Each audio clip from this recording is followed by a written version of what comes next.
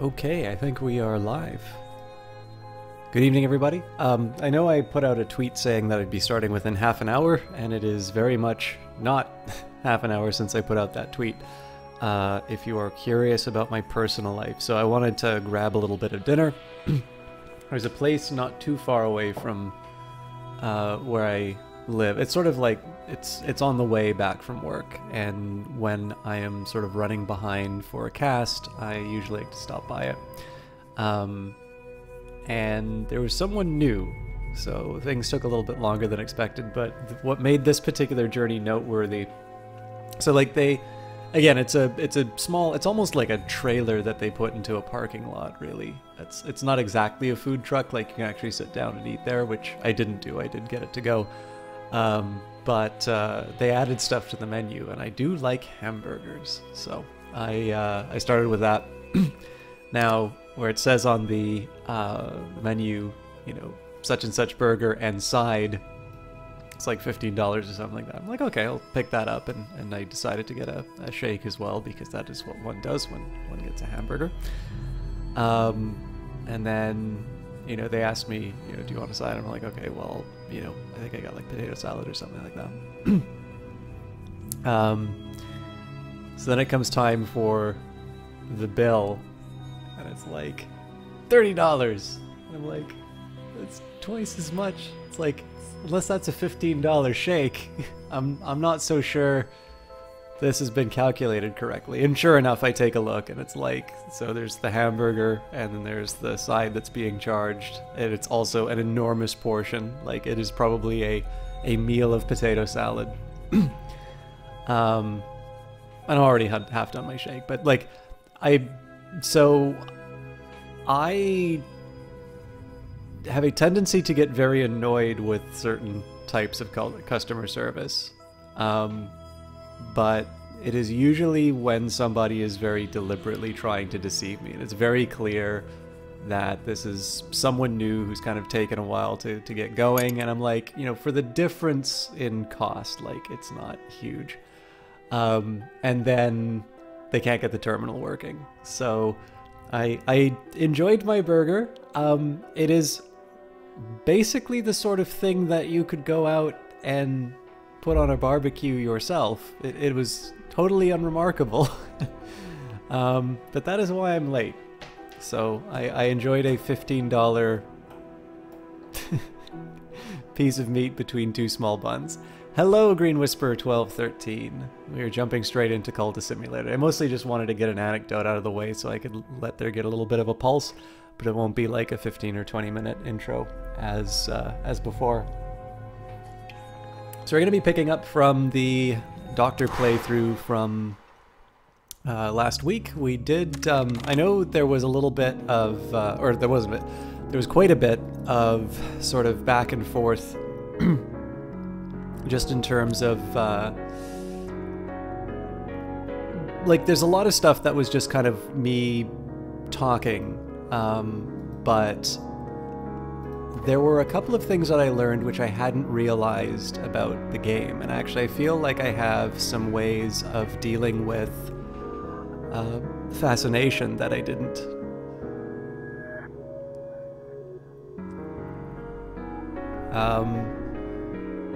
Unfortunately, I don't know what the last part is in reference to, so I'm not entirely sure what part you're referring to. Anyways, I learned a couple of things in terms of generating dread, which I had some suspicions about but never really tested, and I'm definitely looking forward to employing those. I don't think I'm going to need them in the next little while. We got rid of some of our immediate concerns with regards to investigators. We do have two, so we've got our super investigator Connie Lee, who is tenacious, a mystic, grim, and an idealist. So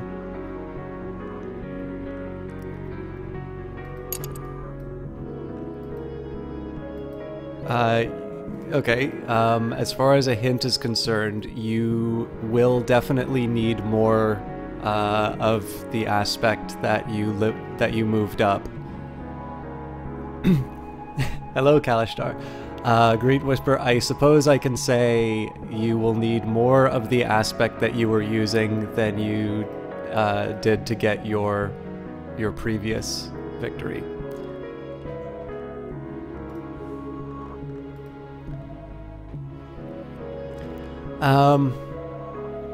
So yeah, so obviously Connie is our big concern, and our best chance still is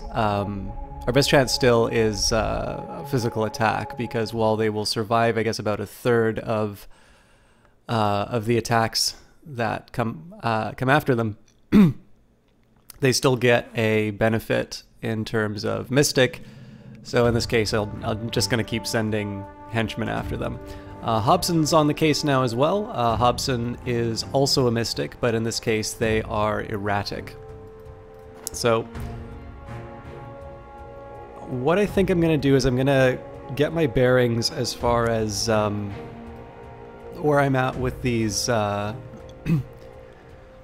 Oh, please don't tell me how to play the game. I don't know how many more times I really need to say this on Cultist Simulator streams, but if it hasn't been clear from the developers of the game, if it hasn't been clear from me, this is the last game in the world that you want to be telling people what to do. The entire experience is discovery. So, I think what I'm going to do is I'm going to get my bearings in terms of where I'm at with my my expeditions. I completely forgot that if I leave halfway through an expedition, I'm not gonna remember where I'm supposed to or what my plan was when I walked away from the keyboard. And I think I'm gonna briefly recap sort of my general approach or my general plans to the next few steps. So obviously a lot of the work that I did last round was to sort of try and push myself beyond this. I was kind of stuck at around the level 4 evidence. Hey, Paint Bucket. So I basically was stuck with quite a few level 4 lore, and I'm slowly starting to move my way up. So we managed to get past the riddle.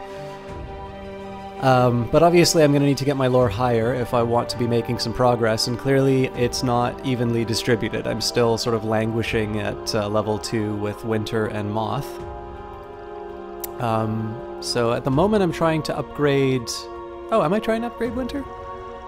Oh, that's right. Actually, I'm not languishing with Winter. Winter's going to be my best one, and I believe that's one that I may be able to advance further in the Mansus with. I remember there was a white door thing, and I think it applies elsewhere, but we'll take that as it goes. We'll be getting some erudition and some glimmering, which may or may not be helpful for our efforts to upgrade Winter.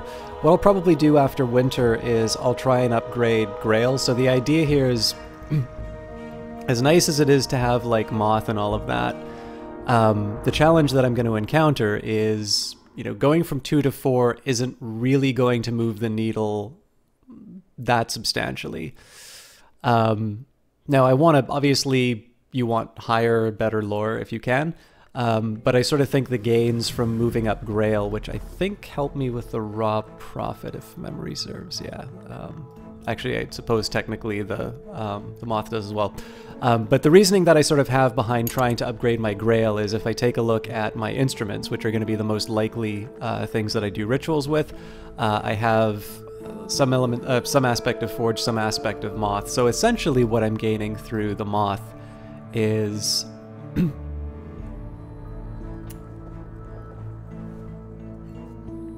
I leave it to you to discover that, Green Whisper.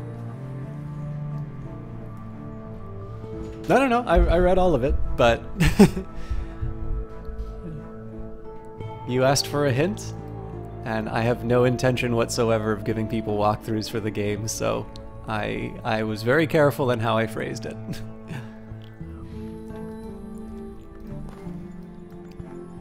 Or maybe I'm just lying.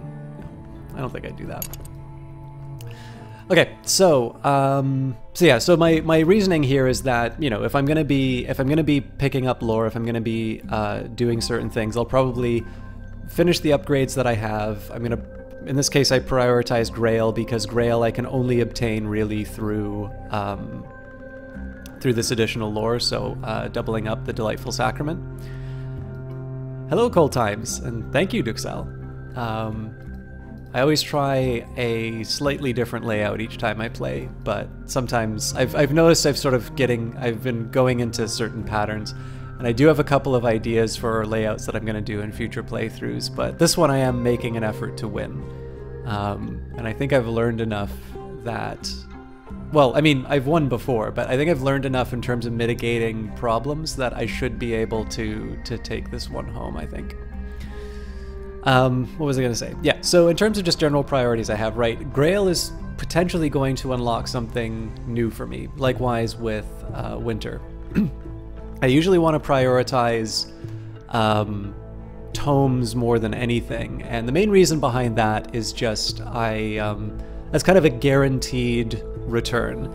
Every time that you try to combine two bits of lore, especially if you play like me where you really don't spend that much time generating erudition and glimmering, that sort of stuff.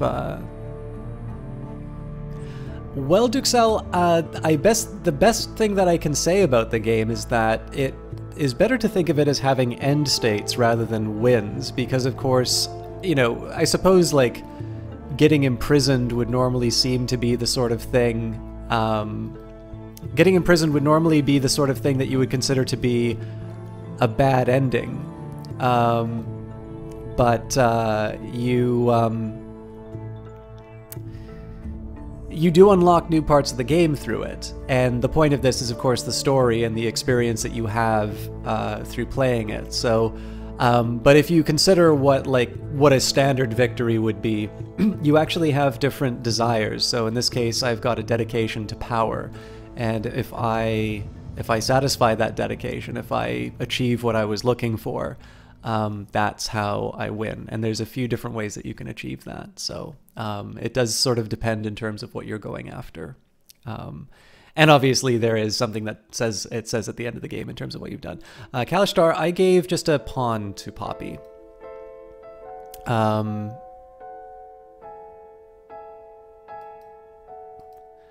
There are many roads to that victory, Green Whisper.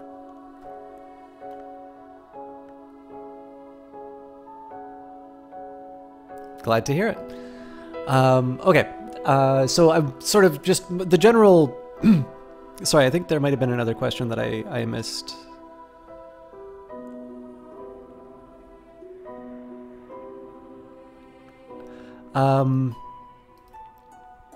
Yeah, so the general plan that I have in mind is like, okay, what am I gaining by doing a certain action? So in this case, if I upgrade my Barber's Warning, well, I'm really only gaining the same thing that I get from the Winged Doll. Similar story for if I was trying to move up, you know, Smith's Secret to Ardent Orison. Although, of course, when I move from Smith's Secret to Ardent Orison, I can then upgrade the Ardent Orison to level 6. So, all right, sounds good.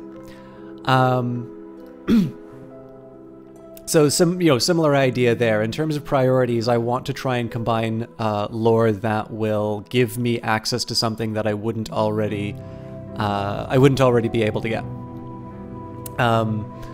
Which is, of course, the reason why I'm doing the winter lore right now. What are some of the other ones that I can talk about? Like I said before, especially, so now I'm sitting on some erudition, I'm going to be getting a little bit more with glimmering, so it's possible I might want to take advantage of those, but generally, and especially if I don't have any of these time-sensitive cards, what I usually wind up doing is reading lore. There's two reasons for that. Sometimes reading lore will actually give you some timed cards, so in that case it gives you the most resources with which you can sort of build on your existing understanding. But on top of that, it's also less costly. So, you know, there's actually a fairly high chance of failure for most of my lore attempts because I've stopped studying Reason or Passion to gain Erudition or Glimmering. But of course, as I keep, plowing away at it, the likelihood of something, either just through the chance happenings like this, or some of the other details. Basically, there are different ways that I can sometimes get a leg up in terms of the study. So that's more or less how I'm going to sort it out. And I think probably in between, it doesn't really matter what happens with the investigators, but what I'm likely going to do, I'm probably going to finish off the expeditions that I can with my existing teams, and then I might consider doing a little bit of a hiring drive in terms of just trying to find some people to deal with Spencer and Connie. So, hello, Holger. I'm sorry, I'm just going to call you Holgers if you don't mind. Oh, I guess it's Holger, not Holgers, because the S is for the sun. It's talking about different lore give you a different pool of people that you can find. So I am not one of the people who participated in the data mining for the game, but so far as I've experienced, there is no difference in terms of what lore you use. But do not take that as an authoritative answer, because I actually like having a little bit of mystery in this game. Okay, on we go. Also, once I finish the assassination, this is very likely going to fail, by the way, but once I finish the assassination attempt, I'll chat with Adim and Jennings to try and get some goodies. This is something like enlightenment. And dusty facts come clear in my brain, for now at least. Okay, work is done. I think we're just going to plow ahead like this, and the expedition continues. I probably should have made some decision. Oh, you know what? I didn't mean to go to the Institute. I was going to use my painting to get rid of this restlessness. So I'm going to have 2 dread that I'm sitting on, which might come back to bite me, but I have ways of mitigating that, so I'll live with it. Now, one thing I quickly wanted to do was just see if I had any other hires, and until somebody like the bomb maker shows up, I don't have any temporary people I want to put in. So what's coming up is just a curse, it looks like. The dry soul curse, we need heart or lantern to suppress this curse. Otherwise, it will not keep us from our goal, but it may trouble us later. We've already got a fairly decent level of lantern, so we will continue on that path and add Slee.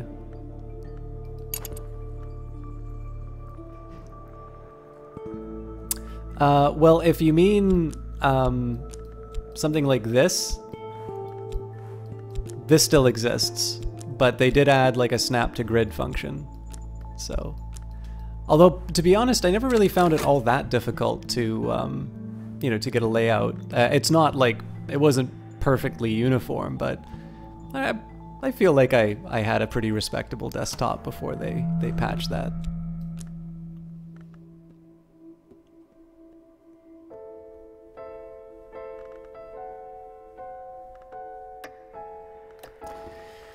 Call upon the Colonel who cannot be denied. The Colonel is a fierce hour, but we'll have to learn the end of that story later. Okay, so if I get a 3rd dread from the stag door, there might be a problem, but the Ascent of Knives, and we find a bitter atmosphere. I visited the Ascent of Knives last night, that harshest of roads through the house. It has been sacred to the Menascate, which so I'm gonna be, I know people didn't really like the talking last cast, but what I'm going to do, every time I run into a word that I don't know, I'm actually going to get the definition. I'm normally pretty good at doing that, but I told myself I was going to be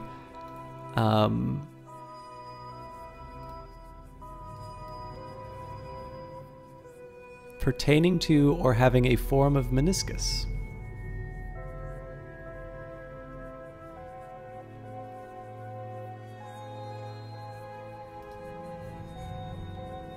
A crescent-shaped body, a concavo-convex lens. Oh no, this is just saying meniscus. Okay, yeah. All right. See, now that I know what to look for, it makes total sense. But and the sun in rags, since the intercalate. Okay, you know what? I'm just gonna keep my...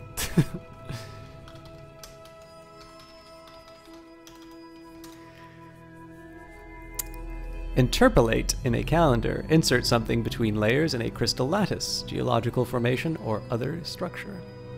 When the true sun was divided, when I woke, my room was freezing. The chill of it had cracked the window glass. Winter passes the clothes, passes the skin, nestles the vein, a 10th order influence, a gathering knot to power and peril. This can be used in some rites to summon minions. Okay. So I'm going to leave my dream open so that I can heal myself from the... Actually, you know what? I don't think it will take as long as I had planned, and I forgot that when you reset, it doesn't keep your old locations. So I think I am going to do one more journey to the Stag Door because I'll still have some time left over. And then... Yeah, we're good for the lantern, so I don't need to add any more, although I don't think I could anyway, so...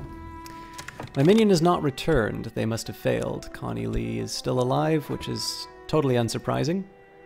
And I think what I'm going to do now, while I am waiting for all of this to finish, I'm going to chat with Jannings and Nadim, and then I'm going to be sort of going through my my upgrade cycle. So the Good Count's fraternity in Europe is seeking particular research.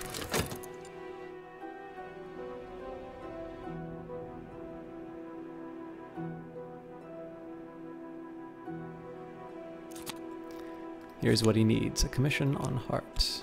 I can also chat with Poppy to take care of that. I probably should have done that sooner. What else is coming up? Okay, I'm gonna get more restlessness before too long. I feel like using my position at the Institute is the best. I received the currency of the secret world, and my patron has let tantalizing information slip. So, more erudition, which may or may not be helpful with my my current research. And we chat with Dr. Redeem. The doctor would like help with his research.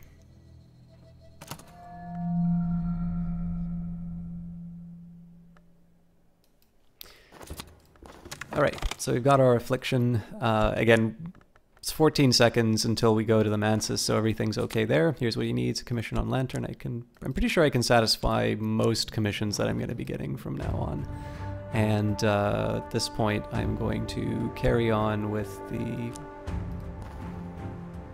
Oh, unflinching order, there it is. Basically, at this point, I'm going to be just slowly cycling through my followers and upgrading them. What am I doing?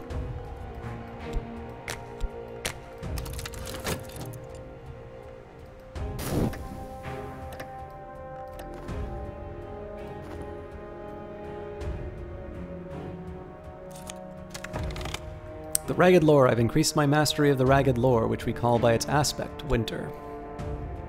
I think I'm just going to set them off to the side here. And I think I'm going to need to shift everyone over, so I'm going to get that. Yeah, I'm going to get this a little far.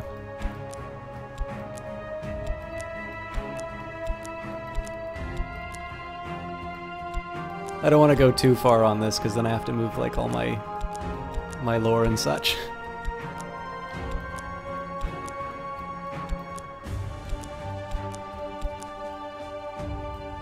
Oh, you know what? I was wrong. This would have been sufficient. Invocation of the Ivory Dove. There is a power that commemorates and grieves, from whom nothing is taken, but who cannot be deceived. You might expect to be able to crush him in your hand into bird bone fragments. Use this in a rite with martensite paste and an assistant dedicated to knock, or other resources of equal power to summon a maid in the mirror. So I'm pretty sure the unmerciful mantra won't be enough to take us through that, but... And this will just go away temporarily. So let's translate Lord Franklin Bancroft's diaries. Notorious journal of a notorious gentleman, written in Latin, no doubt for the sake of safety. And we're just waiting on treasures lying before us, so we'll be okay with that. One last thing I actually wanted to check was whether or not this... Okay, so that apparently does nothing for me. Lantern should, though, yeah. Hang on.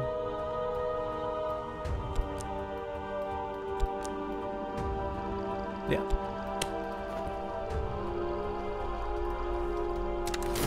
Yeah, so the affliction I'll deal with when I get my dream back. Okay, the subtle rupture will give me a chance to summon something, but the question is whether or not I want to go for something bigger. I think I will. And it paid off, the Forbidden Epic. The attention of the hours is drawn to the bloodiest wars. Afterwards, the histories are braided like hair. Exploring with a scrap of knowledge may uncover secret locations in the land beyond the forest, across the continent. Okay, so I've got a nice little collection of Forbidden Epics, which is not bad because I think I'm going to have to start doing a... So if we take a look, occult scraps are dealt with this, or have kind of this group up here. Furtive Truths, as you can see, we've already unlocked Karashim. I might as well move this all down because we're going to unlock the 3rd level. So Forgotten Chronicles, I more or less have enough to take care of Layer 3, and Forbidden Epics, I'm starting to get my my collection in order for there. So I've got my Restlessness. I want to make sure that I keep this by work, just so I know to work it properly. And then here, I don't have any Vitality, but you know, I'm reasonably well off, so we'll just pay up for the medicine. And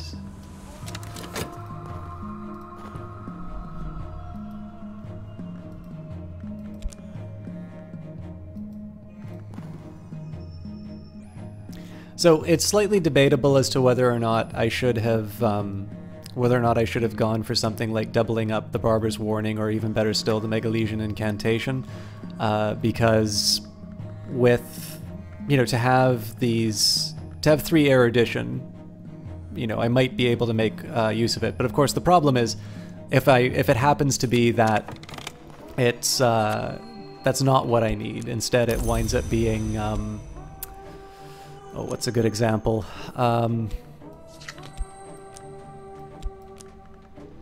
You know, if I need 1 glimmering, well, that's kind of sufficient to blow all the other erudition that I had. So you know, it may not pay off, but we'll see.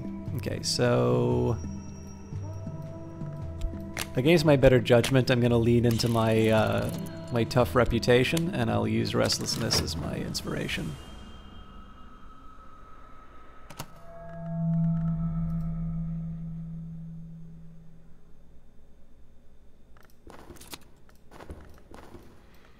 I'm destroyed, I am remade, now I sear my skin, and by these marks I shall be known. I pledge myself to the flame, and I shall not flinch from any remaking.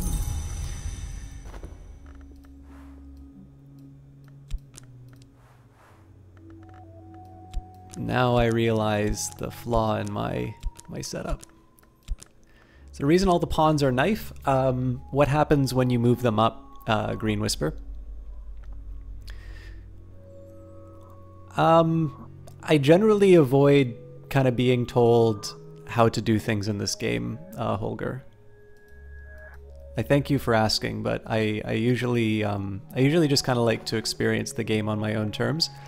Especially when it comes to, like, sometimes people talk about quality of life, like why do you click this, why do you click that? Especially for games like Stellaris, a lot of those actually come down to very specific reasons in terms of what plays well on a cast. So usually if you make your movements very explicit, that's preferable to doing something which might be more convenient for you, but sometimes obscures your intentions from an audience. So yeah, it's one of these cases of, like, I 100% want to recognize you asking, because that is a rare thing to happen. But in this case, I'm gonna pass, if you don't mind.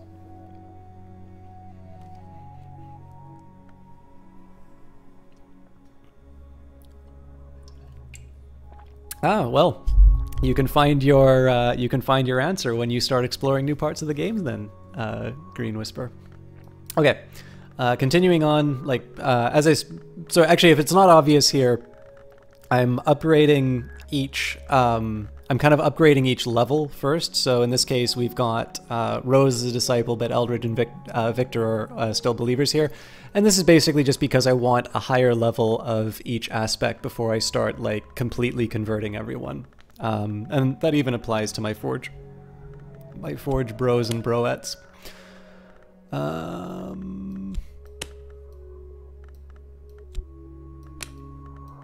In this case, we will take care of Violet. I did have a habit of reading their biographies before I upgraded them, though. Violet likes to paint. She has a gift, although she's always been very modest about it. She never puts human figures in her paintings. There are enough people in the world. Okay. There is a padlock cupboard in the wall. It does not long resist our strength. It contains instruments tipped with flint and glass, instruments one would not expect a surgeon to use. It contains other matters of more interest to us, too. So, gain some notoriety, some funds, which I think is just a refund from what I put in before. I've got my lovely hint and my lovely raw profit. I think the raw profit should be good at destroying evidence if it ever comes down to it. Martensite paste, which I think is what the I think that's what the recipe referred to, right? Yeah, I already knew that you could get the Made in the Mirror through Winter and Edge, but although it's good to know, so it's level 4, which means that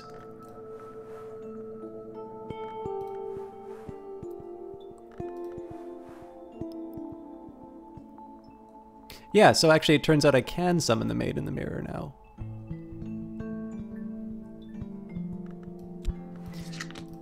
And Refulgen, a white so pure that it remains visible even in utter darkness. Actually, I should be careful about that. So what I would probably need is another case of unlocking that Winter. So yeah, what I'd probably wind up doing is I'd go through the stag door, I would unlock the Winter influence. I would use something like the Sunset Rite. So I'd just use the Winter influence. I'd maybe bring in like Neville as an assistant, and you know, and throw in Chiliart's lesson. Although I suppose Rose would be sufficient for the upgrade as well. Oh yeah, sorry. I don't want these guys to expire. So Cater and Hero Limited. Now, one of the main reasons why I'm doing this, as opposed to looking for people who can be potential assassins for Lee or Hobson or something like that, is I want to try and get the most out of these depreciating assets, if you will, the hint and the raw profit. So in this case, I just more or less automatically run through, even though I don't think Cater and Hero necessarily, and I'm not sure this is the best combo for Cater and Hero, so it's been abandoned since the explosion when both the owners died. The machine stands silent, the building is a composing shell. Mr. Cater was known to display peculiar trinkets in his office, and perhaps some yet remain. So the remaining factory walls could topple at any moment, blackened timbers creak in pain. We must equip ourselves properly and move with dreadful care. Alright, Colors of the Night. This is not worth spending. I do have extra piebald pigment, but... And Lord Franklin Bancroft was initiated into the arts by the flower maker by the Rose Witch Fiona Ayrshire. He rose to become the society provider of occult services and secret pleasures before his abrupt disappearance in 1790. Bancroft seems to have been a talented adept, but devoted his energies to frustratingly whimsical projects, arranging grape-fetching races between Mansus spirits, teaching Pregusigants to juggle, and conjuring storms of imaginary blossoms for the Rose Witch Ayrshire, who resolutely refused ever to couple with him. Bancroft spends 20 pages bemoaning this last. Forever alone. I love that. I feel like I must have read that before, but I am very charmed by that particular line. I must wait until Eyes of Sin is back in to... Actually, you know what? I'm gonna keep that for a screenshot.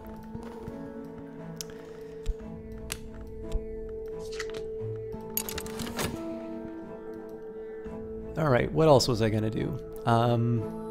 So the one thing about my preservation strategy is I should have paid attention to that. I should still have enough time to dream out the dread, so obviously coupling it with... Well, this one will be gone by the time. What was I gonna say? I don't remember. Just carry on. Good work. This is work I can be proud of. With enough publicity, it will sell. My recent work is considered significant. I may yet earn a living from this, but nothing is certain. So further contentment, we've got a couple of glimmering, which again would be good for a... which would be good for...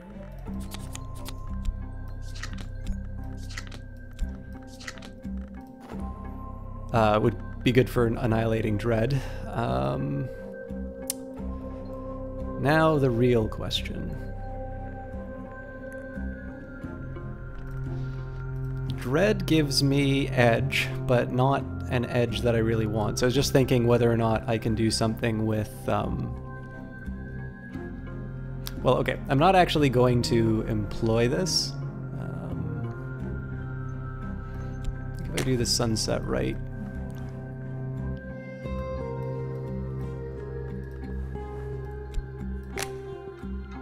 nah, this wouldn't work.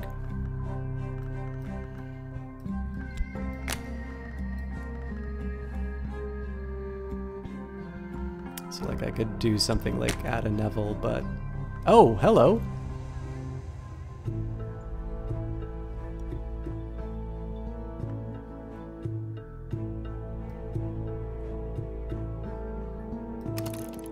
I must have been mistaken in terms of how much edge I needed.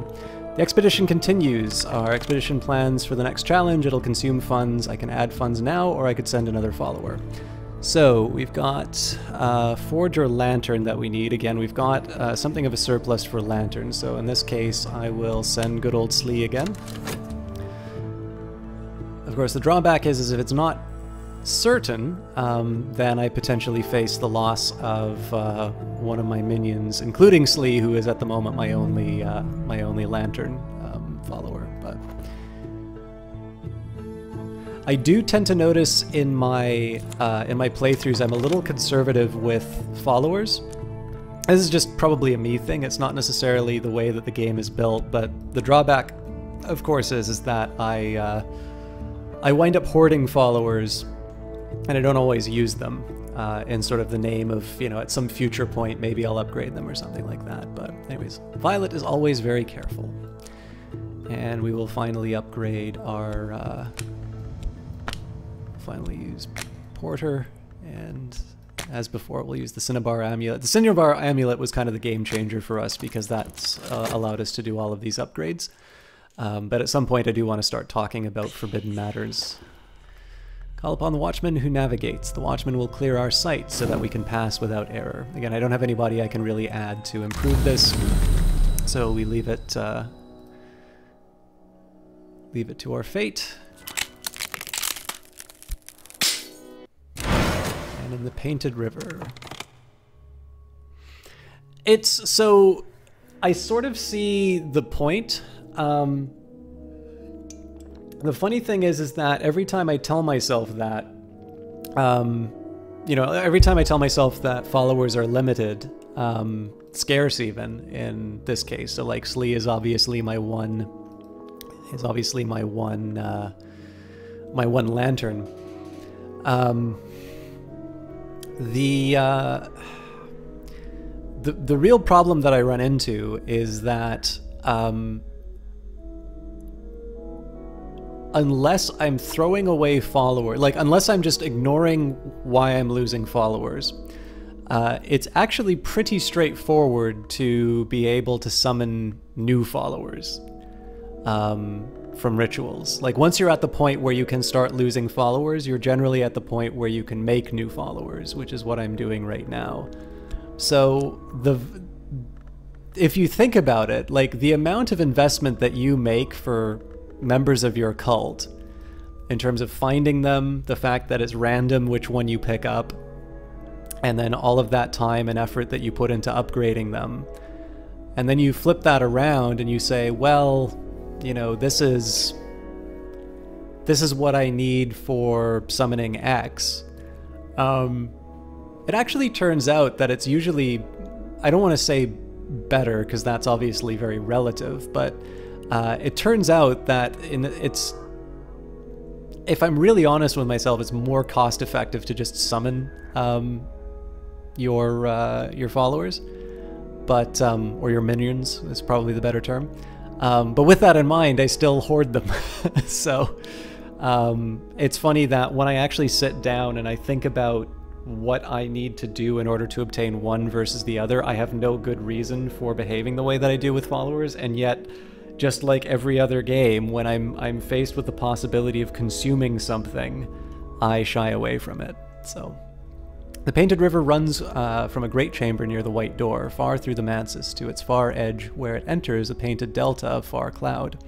I voyaged half its length last night with a stern-faced captain beneath a rust-red sail. As the clouds rose before us, the sailors raised a yearning shanty, close-hauled the sails to best use the painted wind. All the while, the captain and I discoursed of the secrets of the House of the Sun.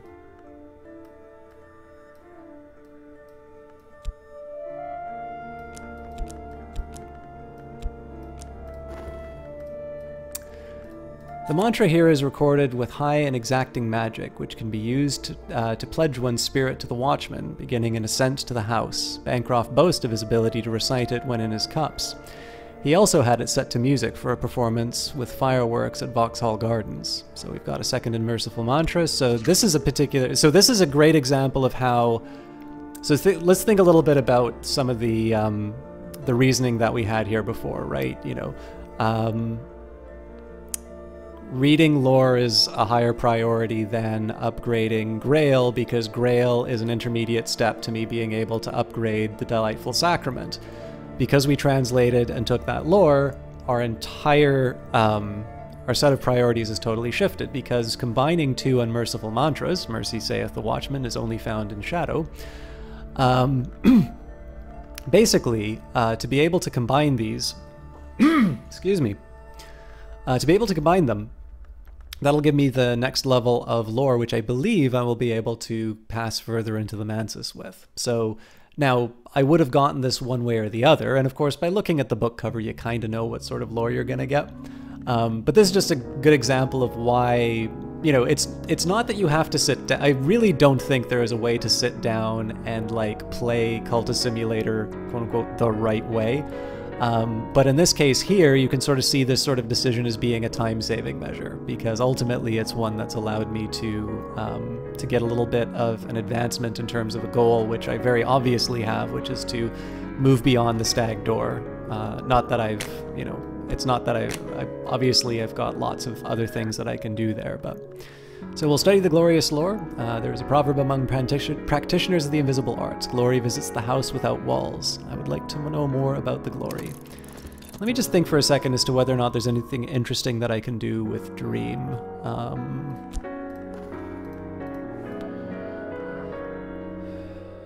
Well, this is interesting.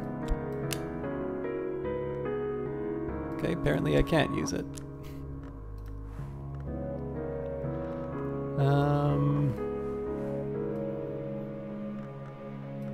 Really just seems to be going back to the Mansus at this point. I don't think I have anything scary coming up. So back we go. In my dreams, I know the path to the...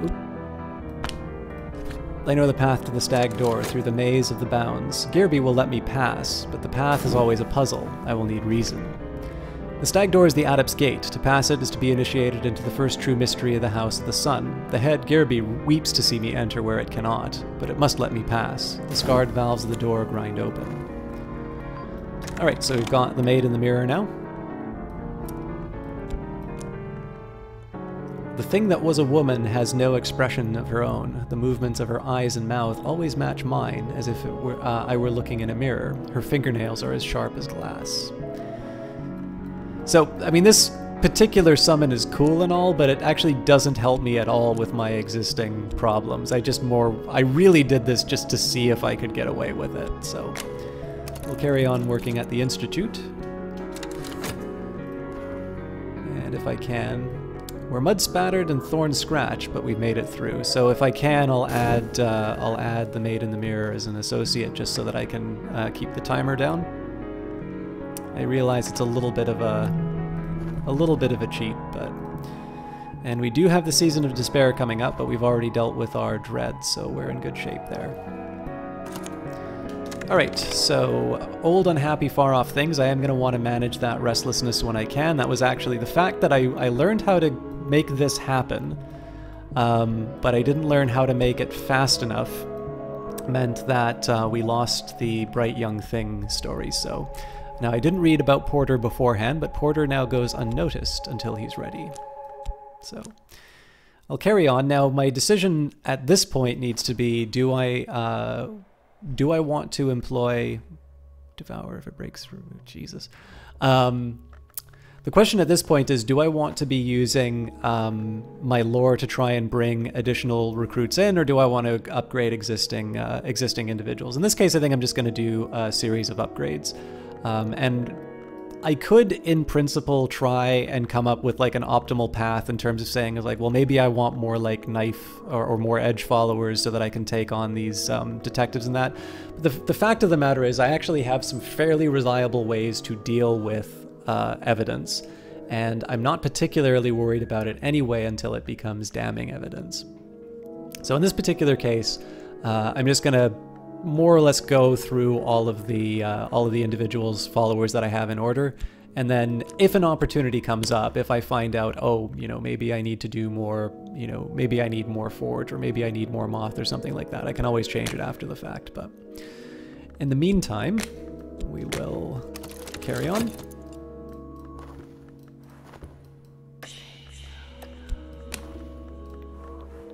So Maid is Edge Winter, Raw Prophet is Moth and Grail, and the hint is Edge Lantern.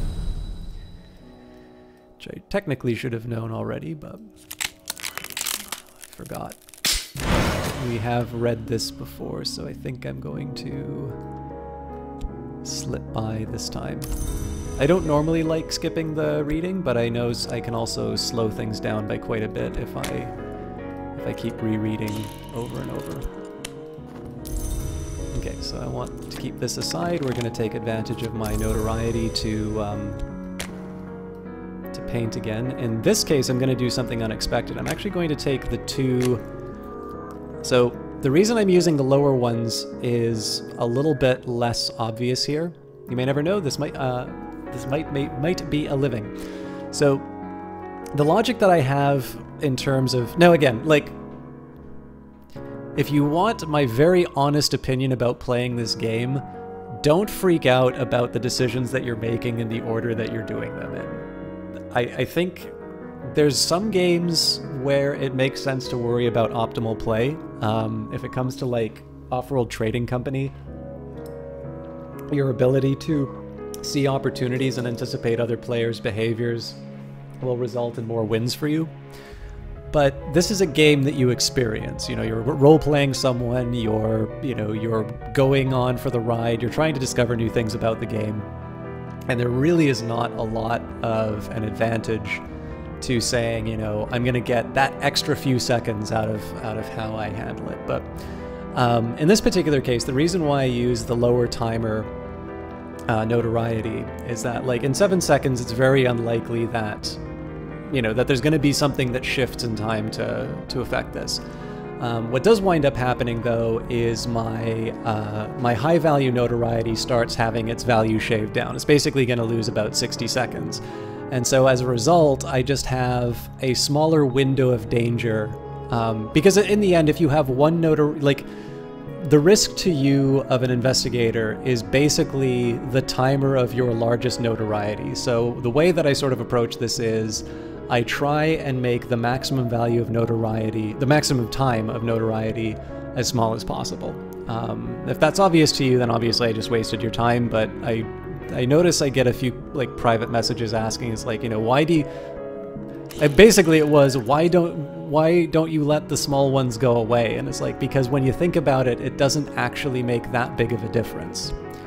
Although to be completely honest with you, I wouldn't be painting if I didn't have restlessness, so it's not exactly like I'm following some kind of path to keep me from, you know, from exploding under notoriety. But there you have it.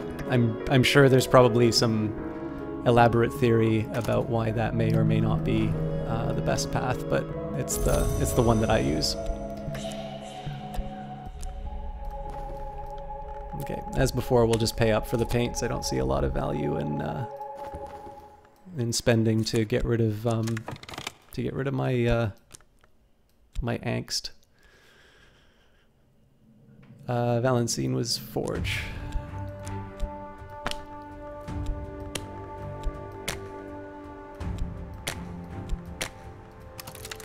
Nope, and we got our stuff. So, hello, Ether Dragon. How are you doing? If it is related to game mechanics, okay. But sure, you really seem to want to say something. Go ahead. Yeah.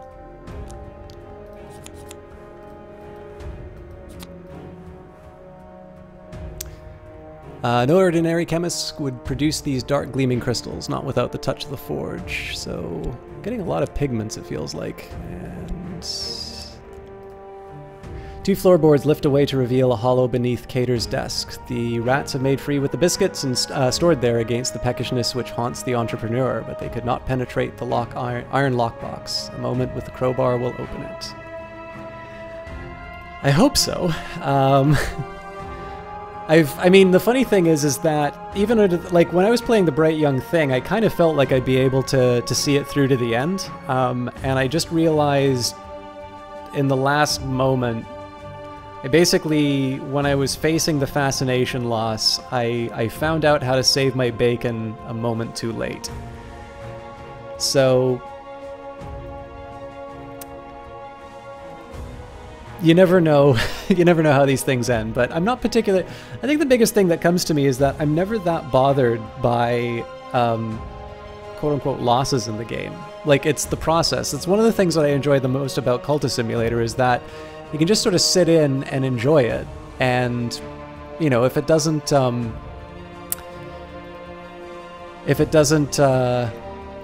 work out for you, you know, it's not the end of the world. And if you get a win, then you feel good about it. So, anyways, so we've got on Matthias and Amethyst Imago transformation. The diagrams and illustrations, even across the centuries, are elegant, hypnotic, occasionally erotic in Aramaic. So, decision time. Yeah, well, I always like to say, it's probably not the best saying, but I always like to say that learning is the original roguelike. So in Cultist Simulator, it's not that you... I mean, I will say the additional legacies that you unlock do seem to be kind of tailored towards what did you in before. So if you think about it, like, what's the normal path that a player goes through? Now, again, I'm not going to say that this applies to everyone, but a pretty standard progression that I see from people is they start as an aspirant and they normally starve to death one way or another. Or maybe they like lose health or something like that. But basically, you encounter some limitation of resources that results in an untimely finish. And so what do you get as the next one? Well, you get the Bright Young Thing, where basically you get like all of the funds right away. But maybe the Bright Young Thing doesn't start off quite with the same talent for the arcane arts that the aspirant does.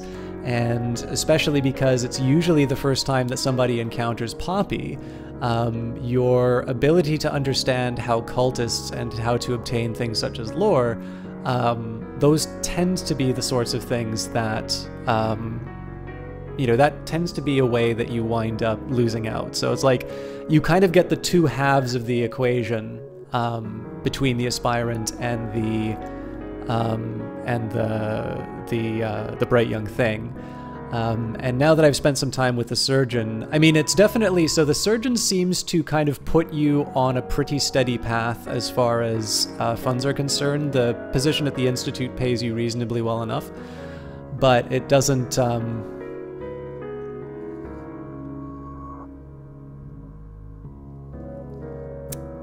I mean, fair enough, Holgers, but the challenge, of course, is that, yeah, I realize what you're saying. The drawback is that when I have a... So, like, this is something that a lot of people...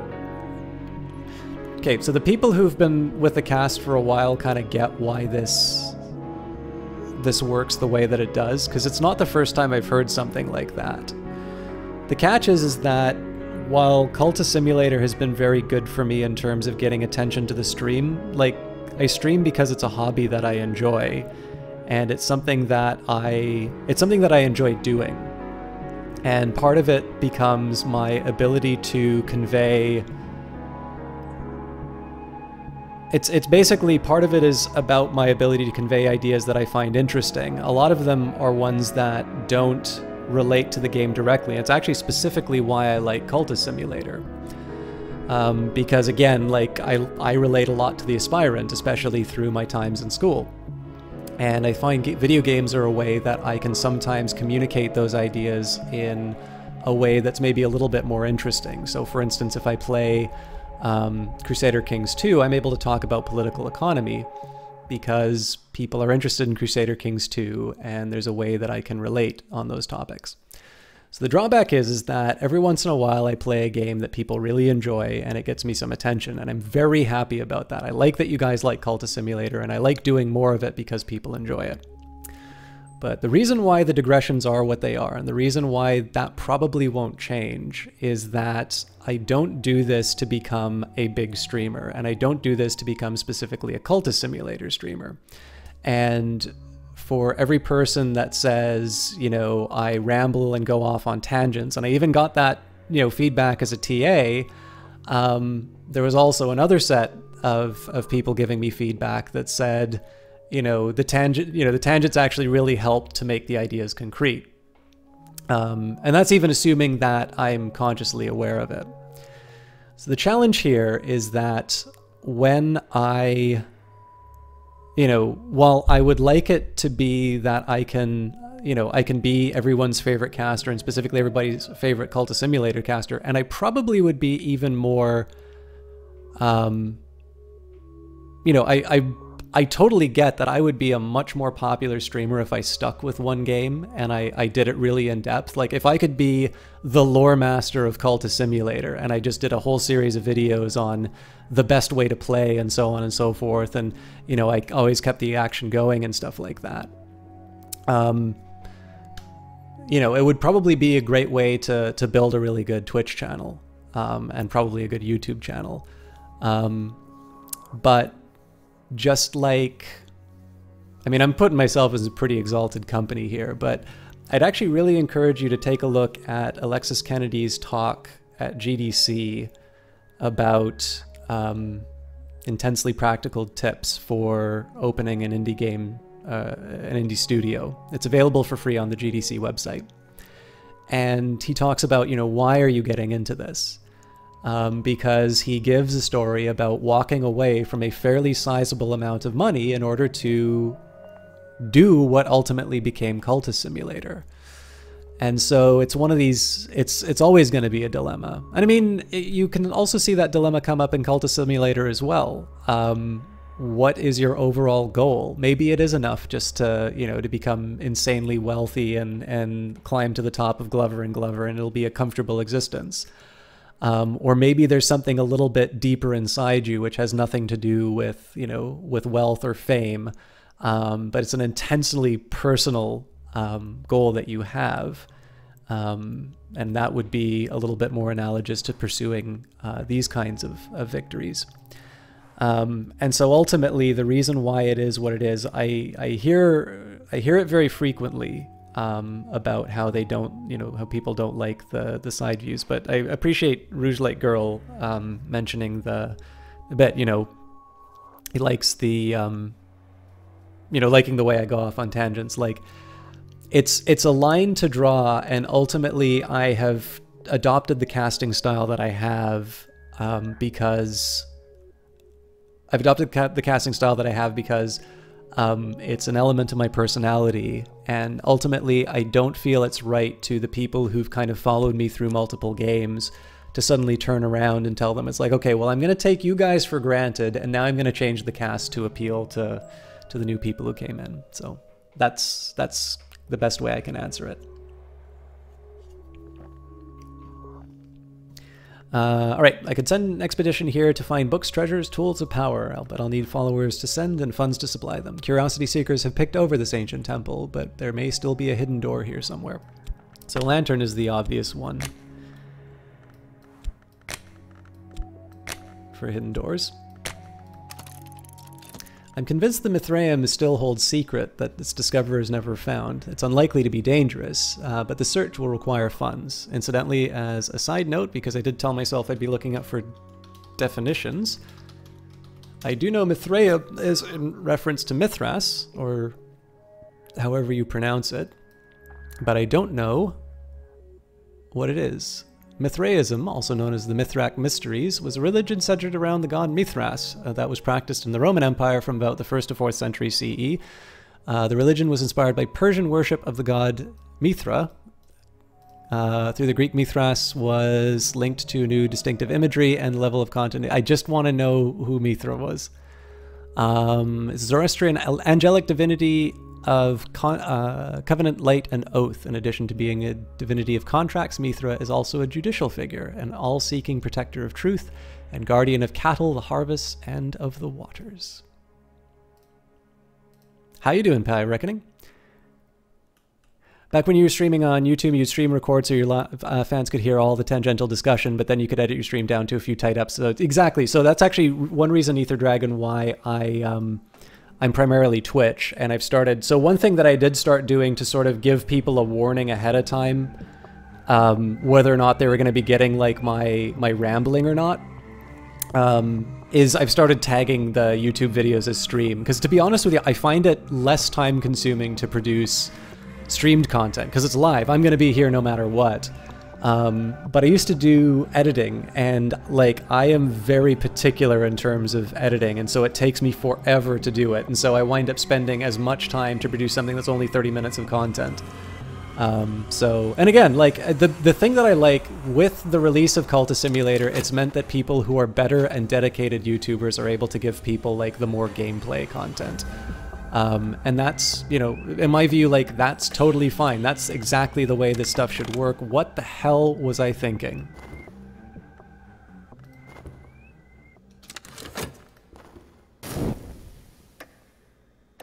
So I screwed up somewhere and I got a dread, but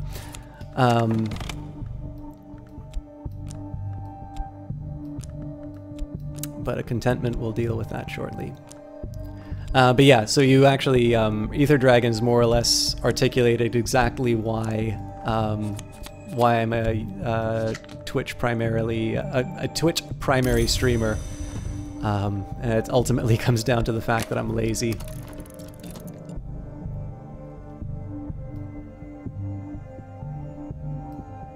I did just go on a tangent about tangents, yes, and that was probably the most conscious tangent that I've gone on. But it's worth saying. I mean, the other thing too is that I do try and relate it to the game as often as I can. Like, one of the things that's so fun about Cultist Simulator in terms of, I don't think I've ever faced this decision before, so let's do the Ascent of Knives. Ooh, got lucky there.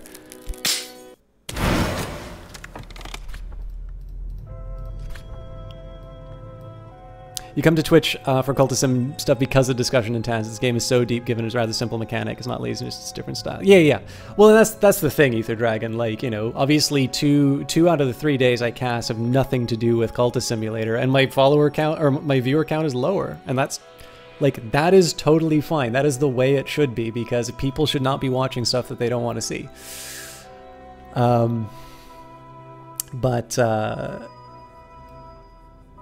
But yeah, like, it's, you know, you and I are on the exact same page as far as Cultist Simulator. Like, every card is a small window into, you know, a bigger world, and people are going to bring part of themselves into it. And you guys will probably notice it in terms of things that I have to talk about. So, for instance, I'll have individual lore fragments and the process of combining lore, or, you know, the idea of getting stuck and trying to move through it. I have a lot to say about that because, again, I have my background in education.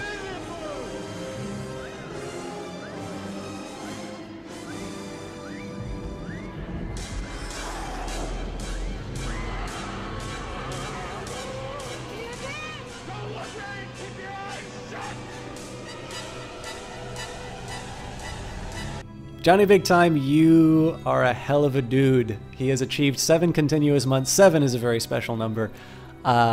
He is the Buttery Man Crumpet. He is the best streamer on Twitch. He is my favorite streamer on Twitch. And he is somebody who has helped me with my loneliness by playing games with me. How the hell are you? Please let me know that you're here, and you can tell these fine people in chat what it's like to play a video game with me and whether or not the way that I talk on cast is similar to the way I talk in person. But yeah, you know, so obviously the way that I, you know, a lot of the talk that I do, specifically about lore and unlocking it and those ideas, reflects my background in education, both teaching and learning. But you'll notice I don't have a lot to say about painting, and that's because as much as I enjoyed drawing and art when I was younger, there was definitely a point where I sort of stopped that. And so the painting is just painting to me. But I think I'd love to hear people kind of talk about the creative process and the idea of, you know, combining notoriety or mystique or lore and the different ways that those mechanics interact and things like that. So, and Green Whisper says, you like your style because it makes me feel like watching a friend play a game. I know we're not friends, but the way you make me feel while watching it. Well, I mean, this is a big thing. Like, Twitch is always hard because Twitch is very much like radio. Radio can be, or especially for me because I don't have a face cam, like radio can be a very intimate media, or form of media, and there's a strength to that, and there is a level of connection that's achieved that is very difficult to, it's very difficult to capture elsewhere. So I try to take advantage of that. And I mean, again, whether or not people want to, like, the F word is always a hard one to use. Nobody wants to be the first one to say the word friends, but like where I can, I like to be personable and I like to convey my interest in the game. And, you know, as Ether Dragon points out, people, you know, people who like it will stay, and people who don't like it will find another place. And that's exactly the way these things should work, because I know that I am a caster of a very limited type of appeal. Yeah, I'm glad that you can relate to some fond memories of Kingdom Hearts 2 through that. And yeah, it's Ether Dragon. So if I were to talk about, like, so you kind of got an idea from a little bit earlier about what optimal interaction, you know, what I think of optimal interactions and that. If I had my absolute, like, personal preference, what I would probably do is move different verbs in accordance with certain activities. So for instance, like, I would make sure that the cards that I use with work most often are sort of quarantined off there. In terms of, like, Dream, obviously all of the Mansus locations would be basically right on top of Dream, and so on and so forth. This is definitely a very stern setup, but I kind of like it. So, and to be clear, you don't have a problem with tangents. As a streamer that enjoys he or she does produce quality content, so that's that 20% duration shorter would be personal preference. Yeah, it's, you know, and that's, like, 20% is always tough, right? Because it's like, I'm not sure, like, it's actually. So there's a wonderful movie called Amadeus. If you guys haven't seen it, I like it. Johnny, this may not be one that you want to check out. I still need to get a read as to whether or not it's good. But there's this wonderful moment where Mozart, again, I'm putting myself in fairly exalted company. First I start by a comparison with Alexis Kennedy and his comment about why he gets into game design, and now I'm comparing myself with Mozart. I'm comparing myself unfavorably in both cases. It's fairly clear that the king didn't appreciate Mozart's work, and he's trying to think of, you know, something to say. So, you know, he's the one who brought this flourishing of culture. So he doesn't want to be the Philistine who just says, I didn't like it. And he's trying to say, oh, you know, what's the reason? And then one of the courtiers basically says, is like, too many notes. Ah, yes, there it is. You know, it's got too many notes. And there's this wonderful moment where Mozart responds to him. It's like, which notes should I cut, Your Majesty? It is hard to cut a tangent. You know, ex post, it's very easy. You know, oh, maybe I couldn't have gone on this end here. But stream of consciousness is it's not one that has, it's not a light switch, unfortunately. So.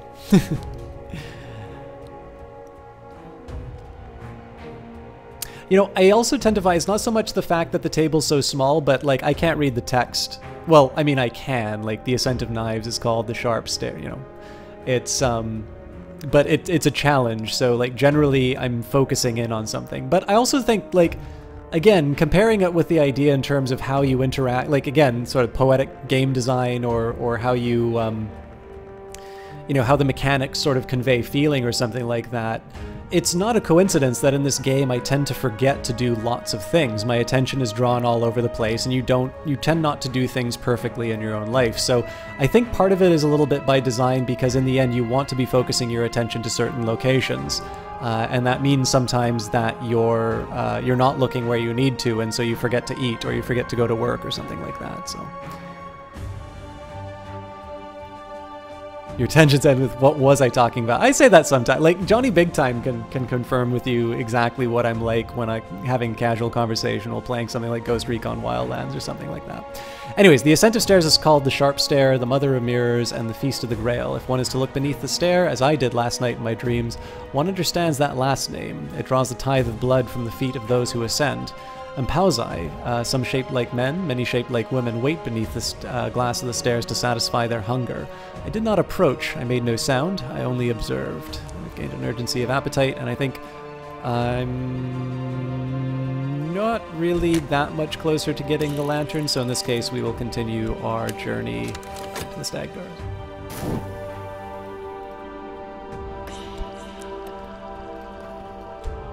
Our expedition continues. I'm sorry, plans for the next challenge. It'll consume funds. I can add funds now, or I could send another follower. Well, I've already got a bunch of lantern inside here, so I'll probably just add Slee when the time comes, but we'll get by with what we've got for now. What are we looking at? Okay, things are pretty calm for now. There is a question whether or not I want to destroy the evidence or not. I think I'm going to risk it. We continue with our upgrades. Yeah, might as well upgrade the pawn as well. Our senses are sharpened. We should find this hidden door. I just want to see if Slee changes it or not. We'll almost certainly find this hidden door. All right. I don't think there's much of a reason for me to carry on with back to the Painted River. Yes. I think this is the one. Oh, nope, there was a great chamber in the Mansus through which the Painted River flows. The vagabond, it is claimed, painted it from memory in the years before she left the house. Certainly there are histories concealed in its design. I traced them with my hand last night. There were fragments of aquamarine paint beneath my nails and flecks of gold leaf when I was done. Well, I just did here, but yes, I have visited the Painted River before. I should also note, so this one, unlike the other paths, I seem to have a fairly consistent response. Like, so I've done action X, and I've been able to predict the result reasonably well. Not like say it out loud, but like, I'm like, okay, I think this is gonna get me like a secret history, and so far, it's like a 80% success rate, I think. I mean, I haven't been keeping particular track, but... Faint lines in stone, a surface that yields pressure. We found it. The hidden door moves, with a grating shudder and a shower of dust.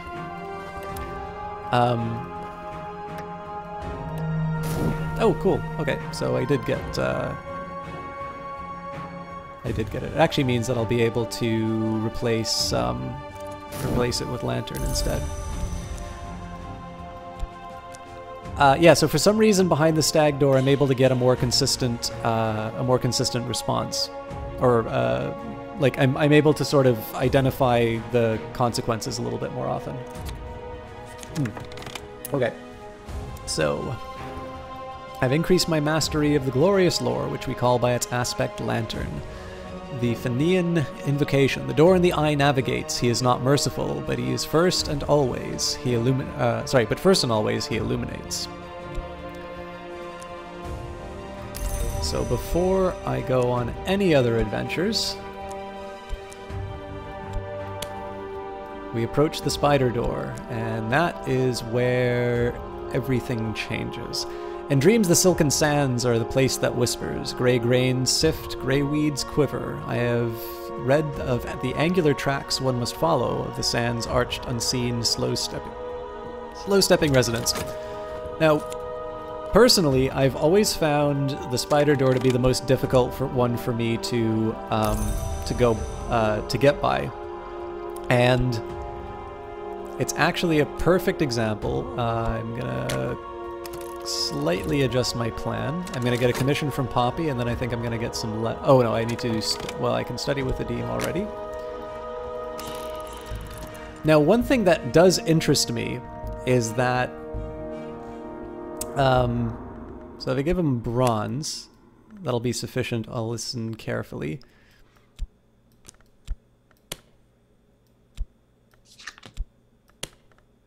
I noticed for some reason when I gave him a bronze the last time, he went away. So in this case, I'm actually going to pay silver. I might be overpaying, but I haven't had any use for the silver at the moment, so. Question, do you farm repeatable expeditions? Why or why not? I tend not to unless, okay, so I tend not to do that unless I have a very specific, outcome in mind. And the main reason I don't do that is because I view it sort of as opportunity cost. Me going after an expedition that I've already unlocked usually comes at the expense of using exploration for something else, and generally I have other things that I want to use. Like, I usually have a surplus of things that I would like to do with exploration rather than go back and do old stuff. So I'll kind of go once through each line. But like with exploration, I usually want to get henchmen to kill like Hobson or Lee, or I'll want to, you know, I'll want to sell stuff off at the auction house. There's usually more stuff that I want to do in the exploration slot that I don't find it a particularly good use of the repeatable locations. Though again, if I'm sort of like, so let's pretend I didn't get the Cinnabar amulet. Let's pretend instead that I got Forge. Or sorry, I got something other. Let's say I got like a Noonstone or something like that. I'd very likely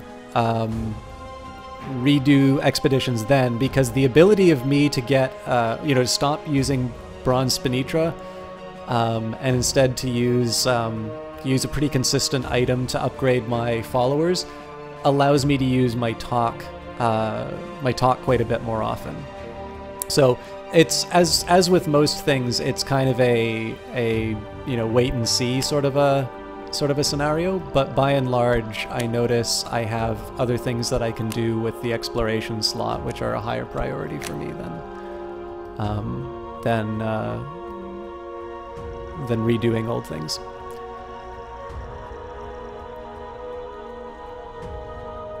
To exalt a disciple, to Riche...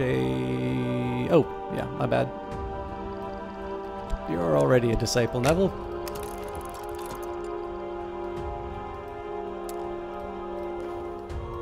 Alright, so yeah, so one of the things... hello, Octavian, how are you doing? We've got 2 streamers I really like in the channel now. So yeah, the Spider's Door, it's not that it's a difficult mechanic to deal with, but the way that I play tends to leave me with very few corpses, and so it's the one that I've always struggled in terms of getting, plumbing the depths of, so. The sands drain away like water, and beneath is the stone from which the gods arose so long ago. Ahead is the door, glistening like rain, its black surface beaded like with blood, each drop heavy curved like a swollen tick.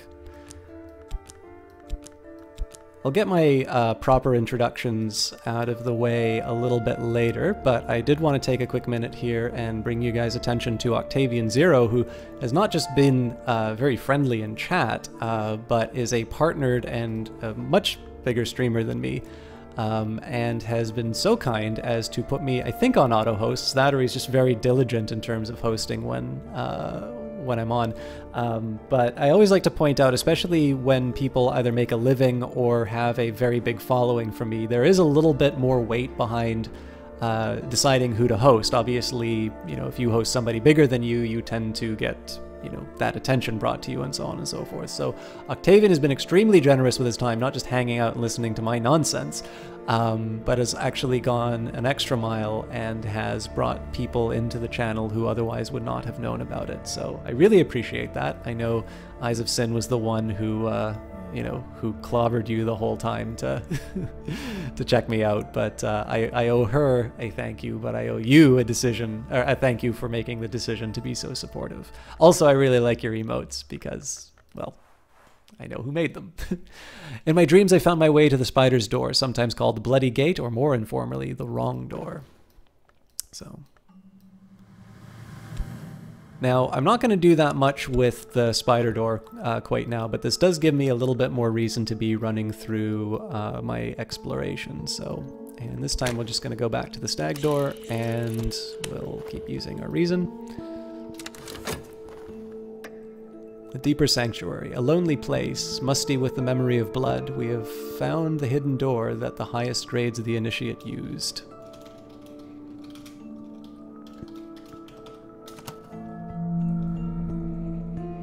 Okay, so that's going to be some restlessness for me to deal with. I don't think I have any dread that I need to particularly worry about, but we'll see what happens. And then the Buttery Man Crumpet is Johnny Big Time. Two streamers that I highly recommend.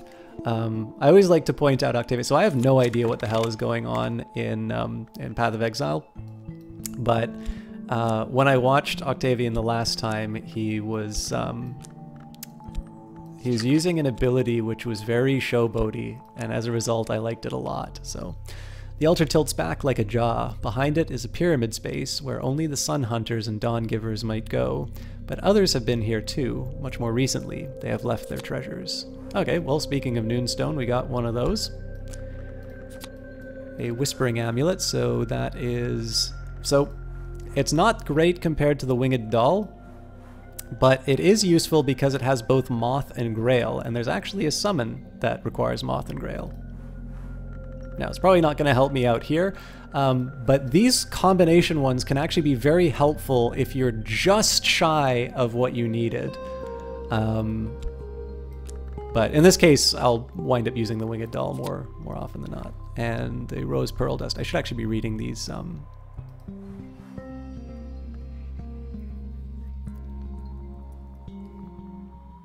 All right, have a good one, Holger. Right, I know what I desire, or I imagine that it does. The Noonstone. Noon, the saying goes, is not what it was, but it is polished stone, but this polished stone still retains its sunset glow. And the Rose Pearl Dust pearls are sacred to the witch and sister, especially those of this color. They have been used in protective rites, among others, and so that is heart. Okay, let's decide expedition-wise whether or not I want...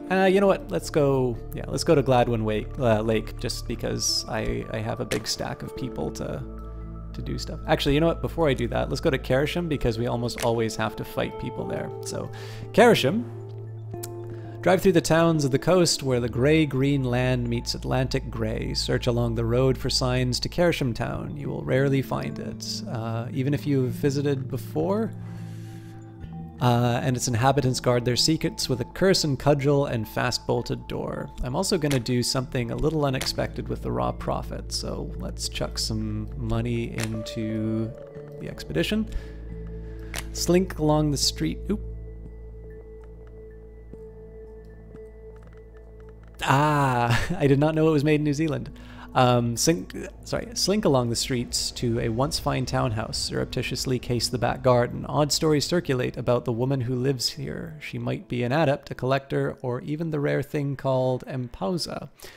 You must be watchful. And actually, if you can just give me a quick second here, I'm going to give myself a little notepad, and this is just to... I actually prefer handwritten notes if I can, but...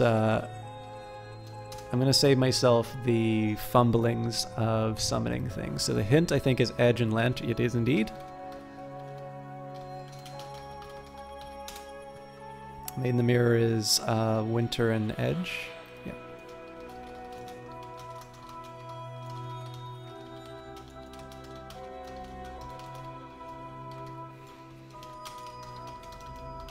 Mom. Or I guess it's Inda, so. And then Raw Prophet was Grail Ma.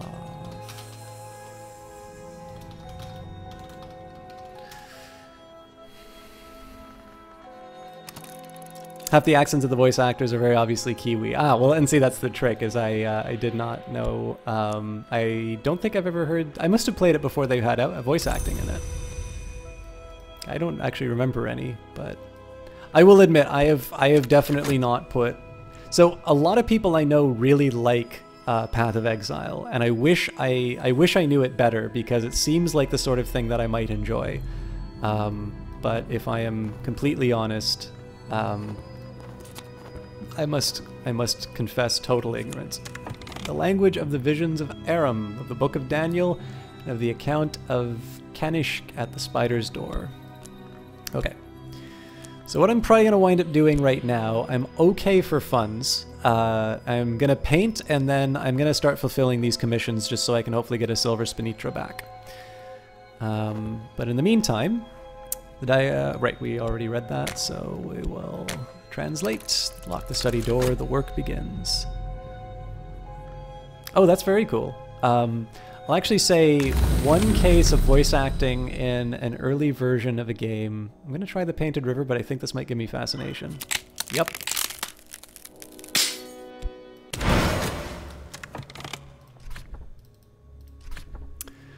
I dreamt of the Mansus behind the white door. Oops.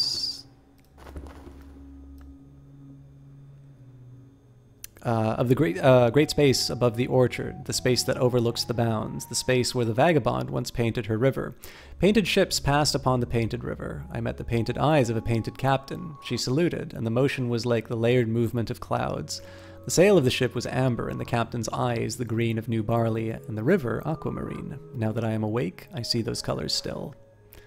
Light leaks through the cracks. My mind is brighter than it ever was. The higher I rise, the more I see.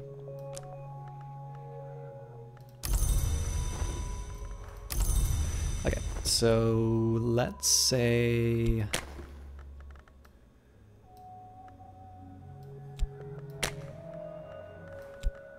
in this case, I'm going to...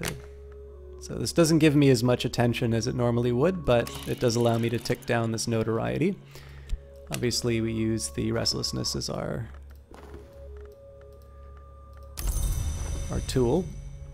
And what we're going to do now is we're going to send the Raw Prophet to deal with... You know what? I shouldn't have done that. I do have a job for it, though. Maybe not. Oh wait, that was the dedication, not cult business. Huh. I thought that might have kidnapped somebody, but... spend money.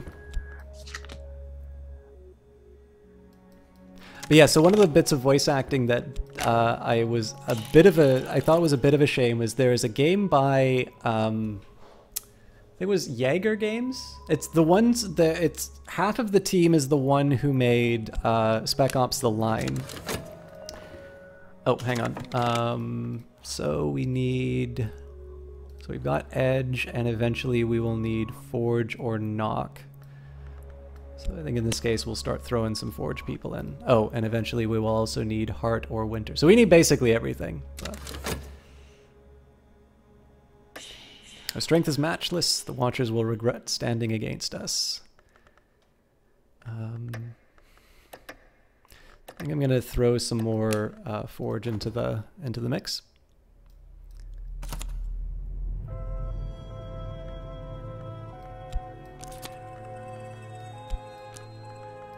Yeah, so it wasn't. The reason I did this was I was gonna destroy the evidence, but I realized that the evidence was.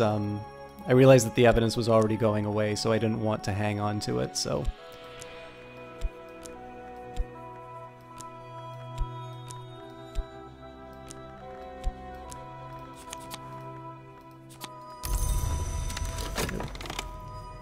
Prepared the text for study. An account of an occult romance. A certain Levgoyos claims to have written this in a single night as part of his initiation into the Alpine branch of the House of Leith, the order of immortals who would not pledge themselves to any hour. So I just learned a little bit more about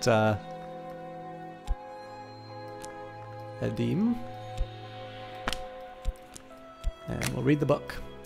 We cast Matthias out, and we pronounced a curse upon the amethyst imago. But we watched them in dreams. We saw them pledge themselves to the forge, and to change themselves to ascend anew. Into the fire they fly. All right. So I've been delaying it for a while, but in this case, I'd actually like to start filling some commissions. Moth is going to be the hard one because I neglected to upgrade it. My bad. So in this case, we'll just do some simple drudge work. We need a level 2. Simple enough. I'm definitely not getting any silver spinitra out of this, but I think I will live. Okay, so not too worried about what happened with the raw profit, but it does give me a chance to flip out. This is mostly just so I can preserve it. And we'll see what comes up. Their blood pumps bright, then dark. They should not have opposed us. We move on. Our expedition plans for the next challenge. It'll consume funds. So in this case, I'm thinking we go for the forge. There's some vitality. It's not going to be enough to, you know, push ahead on upgrading health, but there you have it. Okay, I can't remember what'll give me this one, so I think I'm going to go back to the Painted River. Erudition's not bad. I've learned a great deal lately, and I may be close to advancement. Erudition can be used with study to gain reason. It only lasts 3 minutes if unfocused. Painted River runs from the great chamber near the white door. Oh, hang on, this is the one with the shanty. So, sorry, I'll skip that over just because we've read it before.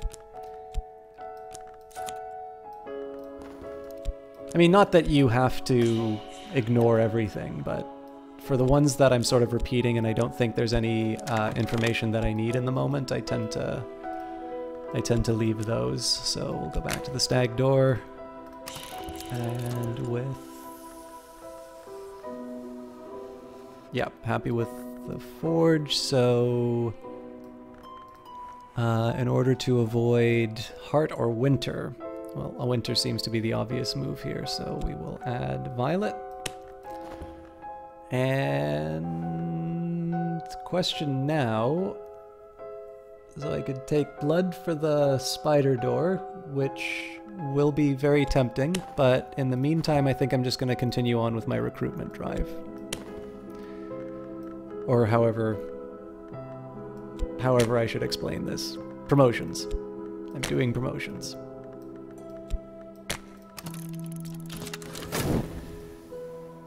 Okay, so I'm gonna pause for a little bit of a sip of water.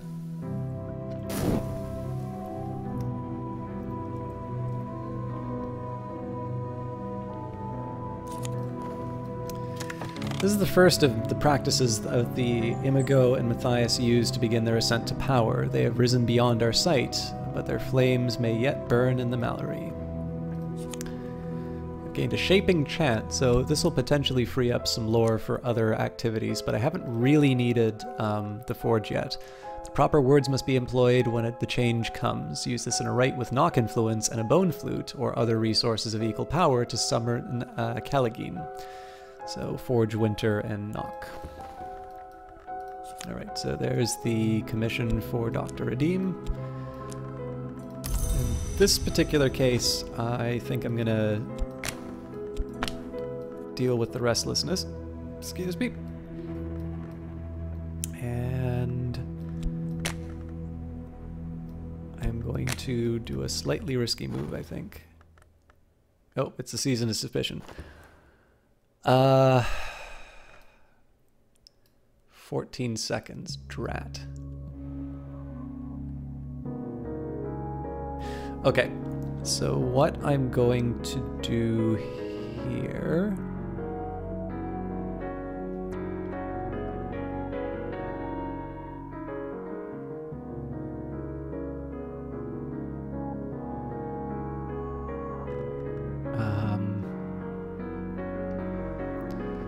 Sorry, I need to think about this.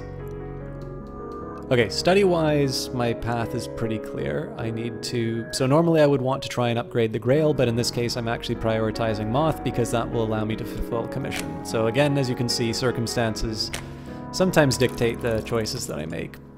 What I think I'm going to do here with the Restlessness is I'm going to wind down the clock until I'm as close as possible to that 14.9 so that I can run out the clock on the Notoriety. Well, yeah, see, this is the tricky one.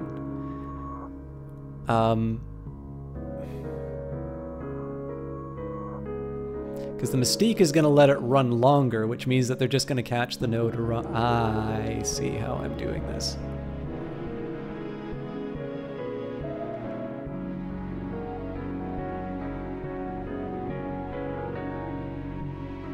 No, I still can't make that work.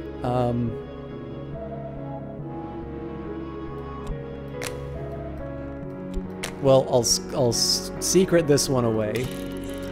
I'm just gonna try and buy myself time for some magic to happen, which never will. But at least I'll get rid of the Restlessness.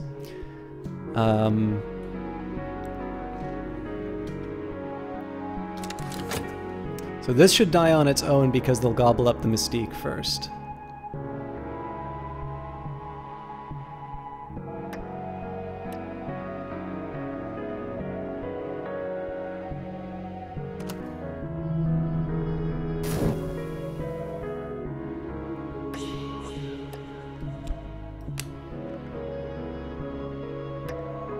Well, that's a shame.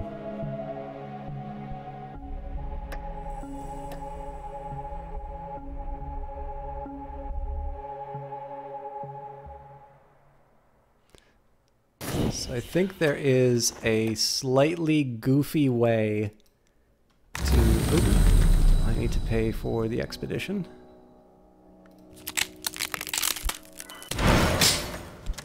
So I actually think I have a slightly goofy way of managing this. And I'm going to hate myself, but I actually think this is going to work.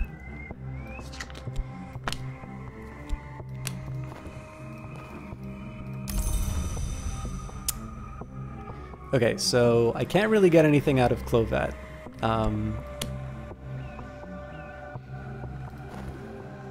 Oh god, I got another Season of Suspicion coming up. Oh boy, okay.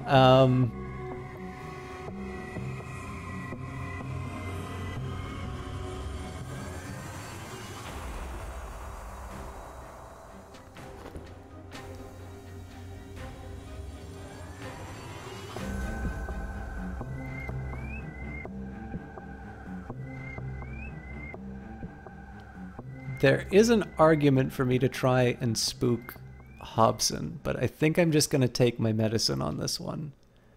And I will actually lock in that decision by upgrading another edge follower.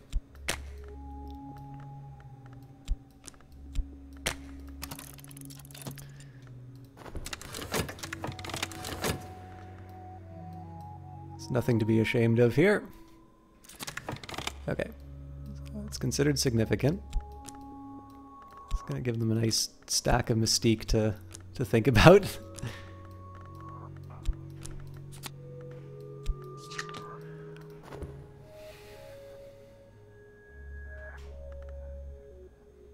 While I'm at it, actually, I think I'm just gonna go back to the Institute because this is gonna lock them up for a while.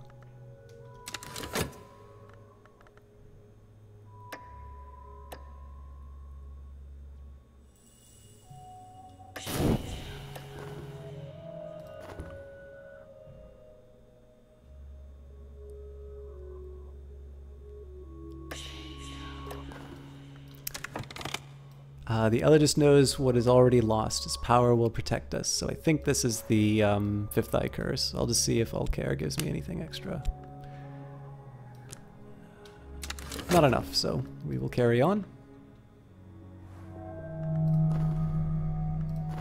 Okay, so apparently the Notoriety, it just skipped ahead. I guess you can't have more than one even though there's more than one detective. And So the original plan was going to be just manage the mystique long enough that I do a quick paint to keep them off the trail. But that probably wasn't necessary, so...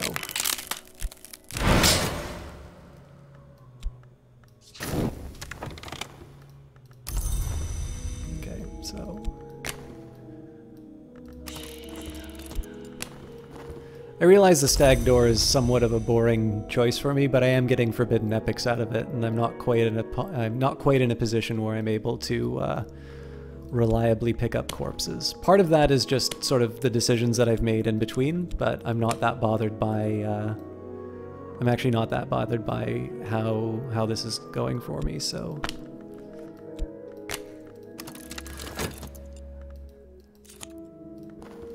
And then, of course, if I ever do want extra mystique, I only need to, I only actually need to bring in another disciple.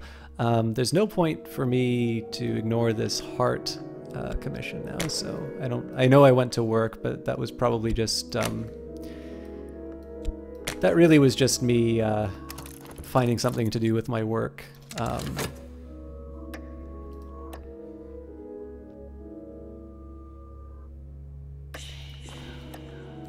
Research needs glimmering, which I probably won't get. Curse revels. Our power is stronger than the power that was here. The curse won't touch us. And we wait for our goodies.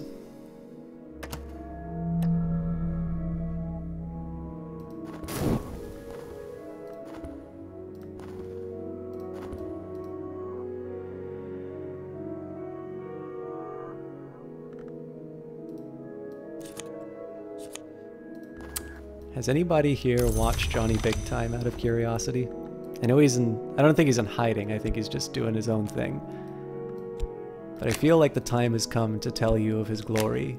And if one of you knows Johnny Big Time, you can tell me what the best clip of him to show is. If we do show any clips, maybe I can just tell you about his stuff. The last room. Nothing to bar our way. Search the cellar first and then the upper rooms. We don't want to be trapped.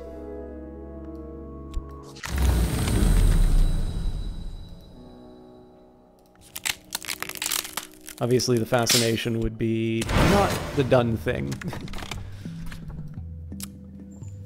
Of the place my dreams took me last night, this has been written. The ascent is glass, the walls are knives, each step is blood. I did not climb far, the pain was too great. When I woke, that pain remained with me. A pain I could employ to occult purposes if I hurry. You can just give me a quick second here.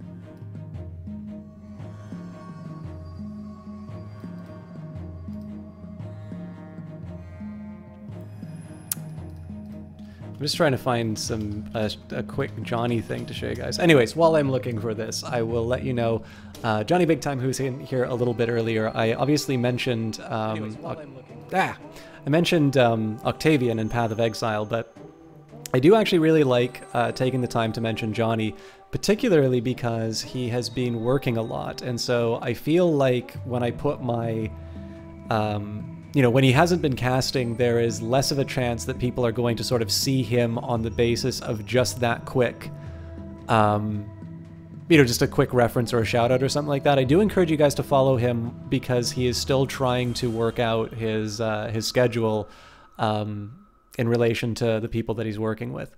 But what I have started doing is giving you guys a reason to watch him just on the basis of his clips. This one is a mere 24 seconds long, and one of the things that I like, so somebody did mention a little bit earlier that the nice thing about my cast, and obviously I'm quoting someone here rather than saying this about myself, is the experience of sort of, you know, couch co-op or playing a game with someone and having that that experience, sort of that camaraderie. Johnny lives this every stream that he does, and he has just got such a level of animation and attention that he puts to his games. That I kind of feel the best way for me to do it is just to show you the level of energy and the level of entertainment that he provides each time. So this was from Titanfall 2, and I was extremely amused with his ability to, well, it wasn't actually his ability to pull this off, but just this moment was wonderful to watch. Hey, the Eyes of Sin, you're about to see the Buttery Man Crumpet. It's been a long time since I've shown this one. I have my Titan. I'm gonna try to drop my Titan on Foxtrot. Let's do this. Let's drop it on him. Where's Foxtrot? I want to drop my Titan right on top of this guy. Oh, please fall. Please get him. Please get him. Please get him. Yes! Oh, I got you, bitch. All right. We're good. So, very simple clip, but very effective. I had a very good time watching Johnny do that. And if you have never seen him, his stream is basically full of that stuff. So, all right, so we've got the Furious Air. Anger is implicit in every shape, a 10th order influence, a gathering knot of power and peril. Can be used in some rites with other minions. Some reason he was hoping someone else would drop their Titan on him right after. Dual-wheeled cats. First of all, hell of a name. Welcome. Yeah, that would have been a nice follow-up, but in the case of Johnny, usually it just requires him to have a very enthusiastic reaction to an event that happens in the game for me to think it's the best thing that he's ever done. So sadly, there wasn't any follow-up. But now I'm going to have to ask him to go back into Titanfall 2 so we can behold the glory of his comeuppance. One thing I would love to do is a co-op cast with Johnny of XCOM. And if you guys have seen the XCOM trailer that I cut, I showed that last cast, I believe. You will know exactly why. Johnny's reactions to XCOM are among some of my favorite responses to that game. So it looks like the Mystique actually carried through for us. I will... So at this point, I'm just kind of hoarding these commissions, but that's not the worst thing in the world. I have the money for it, so. And still reason, right? Yeah. And what level do they need? Let's not waste good lore. How do you oh, sorry, not co-op. Sorry. Just play multiplayer, like compete. I want to kick his ass. Although the board game would be kind of fun. I don't know how they do the board game.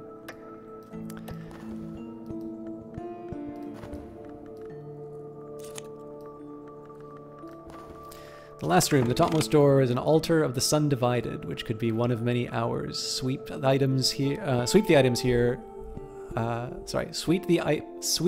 items there displayed into a carpet bag, and let's make haste to the back streets.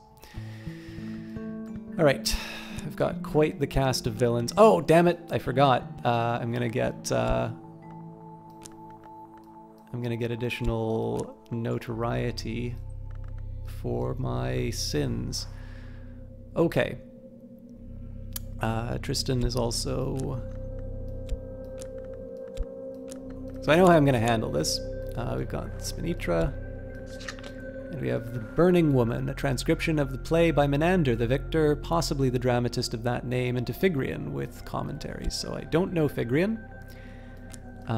Which I believe is the language that Greek got its characters from. I forgot to mention, Eyes of Sin. Did you know that Octavian was in the channel? All right, so I think the way I'm going to handle this, it's unlikely it will turn out because I've got 41 seconds down on that. Well, no, it's going to be 42, and then it's going to pick up a Mystique. So I am going to try and get Clovette to do a charm offensive on the notoriety, but I'm doubtful as to whether or not it will work. So. Got Gladwin Wake, Crocus Hill, Keglin's Scratch, or Lockwood Fen. Okay, let me read what these are. Beneath the stark slopes of the fells, the mist-wreathed surface of the lake waits. There is a twin altar here before the Romans came, and the legend of a serpent who was sent to defile that altar. The ancient tribes reserved this resting place for one who by the end, in the service of a certain merciless hour, was more scar than man, and they sealed the entrance with the binding songs and mortared blood. Here the Romans dug for silver until they reached the unsanctioned space where the names hid things not fit for sunlight. Many others have come since then. Even as the tunnels crumble, some have never left. And Lockwood Fen, reeking murk of fenlands is ripe with furtive life. Taciturn locals still watch the sacred places of the small and secret gods, the ones that answer prayers. Think we'll try Gladwin Lake. And basically just kind of keeping and preserving the short-lived servants as long as I can. Although I pretty much have the means of summoning most of them back without too much trouble. Beneath the surface of the lake, or some cliffside nook perhaps, some relics remain for us yet. I'm definitely going to need to read the sort of the upcoming terrors.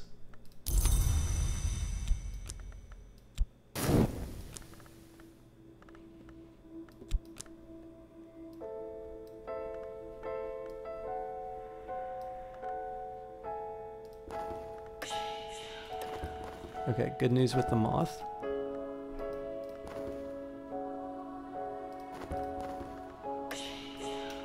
Okay, so younger sister. The mother of ants was born among serpents. She has so very many younger sisters. She can be defeated in battle or respond to the mother's power. So this is a fun one. Because I know that my edge is high enough to go through this, and I would only be losing summons anyway, I'm not going to say the aspect of the mother of ants. But this was a fun... I actually really liked this particular problem because I had the answer, and I felt very proud of myself for reading the lore and understanding well enough what aspect the mother of ants was. So this is one of those cases. This is the payoff to something that I mentioned, like, oh, I don't even know. It must have been like 2 or 3 casts ago.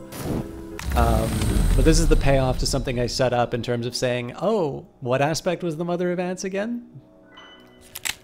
And that payoff has come up. So if you guys remember it, good for you. And if not, you probably don't want to go back and check the VOD, but just a great little example of where...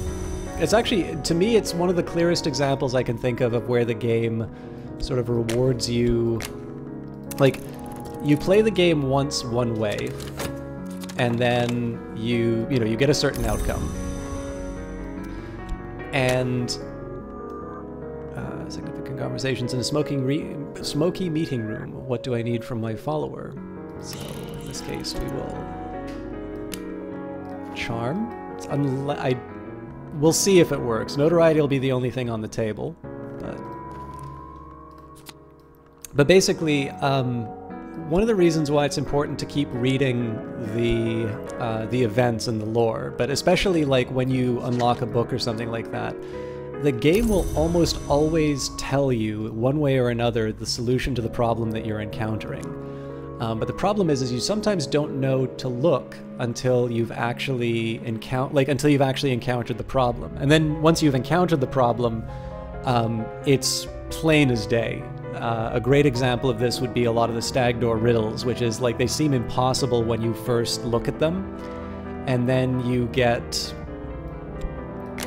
You know, one way I could get around this would be just to paint with the notoriety and let the thing expire, but I'm not going to do that. I'm gonna rely on my cultists to do their job.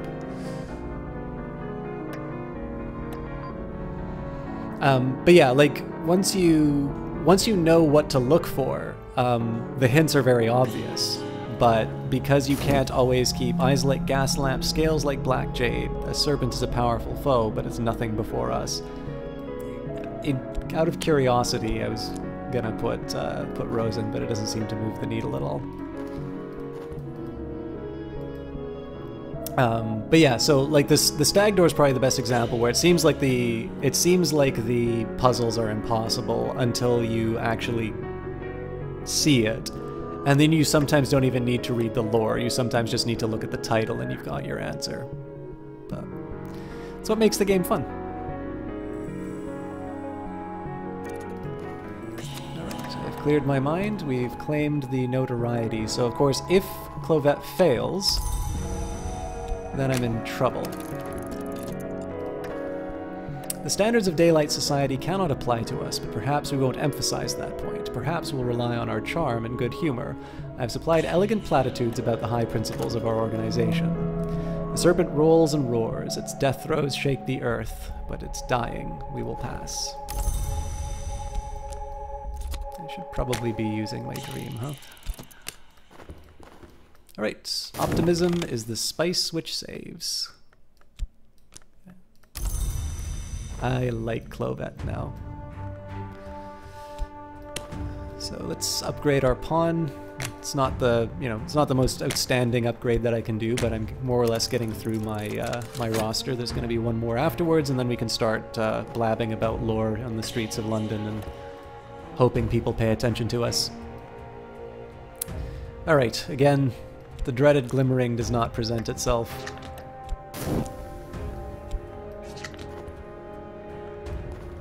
The chapel root. There are ruins beneath the water, just beneath, at one wading depth. The lake has risen a little bit in all these years, but not enough to keep us out. If hunters found notoriety, they will try to use it to create or upgrade evidence. If they're meticulous, they'll always succeed. If they're erratic, they're more likely to fail. They can occasionally create evidence without notoriety. Oh, and we gain the Lord of the Wood. I've increased my mastery of the Lord of the Wood, which we call by its aspect Moth.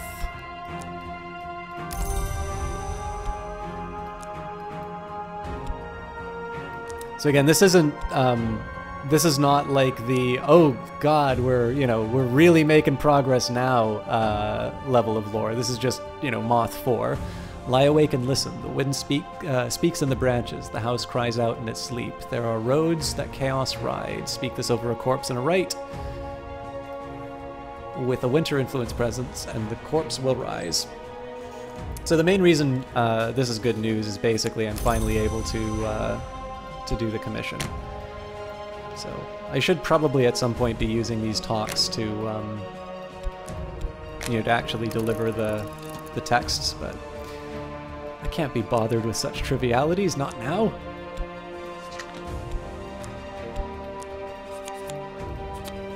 Okay, well, got something to sell at the auction house because I already know Greek. The chapel crypt is flooded and the water soppy with old corpse matter. But at last we bring up a wax-sealed coffer. 18th century? No, older than that. Let's see what's within. So we have the encircling tantra, which is almost certainly Knock. The explorer and entrepreneur T. Everett Duplantis once attempted to plunder the temple where this text was held. His fate is recorded in this appendix. And I think it's Sanskrit? Yes, it is. And we've got the Wakefield Tympanum. In the grove where they flayed the thunder, they rattled their instruments to rouse the frenzy. The power still clings like a scent. So this will probably be pretty good for summoning something like the Percussagant, which means if Melee Mage is in chat... Actually, this will be the try. I don't think I'll summon the Percussagant until Melee Mage is in chat, and when I do, it will be very clear why.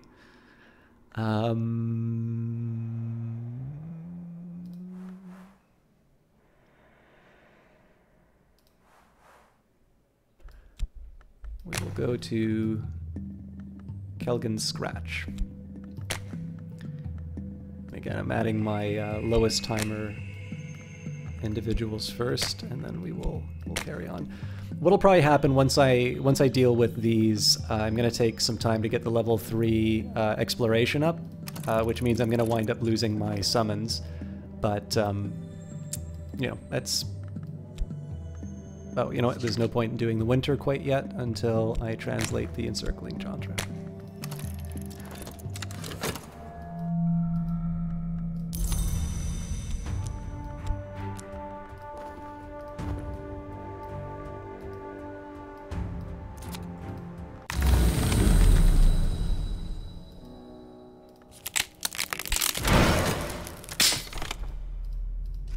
Oh wait, I've read this a few times now.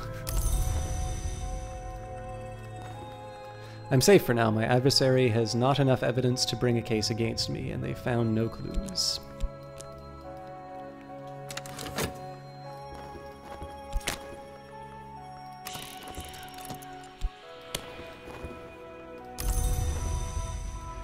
Alright, so we will add... Where are we? Unflinching order. Sylvia.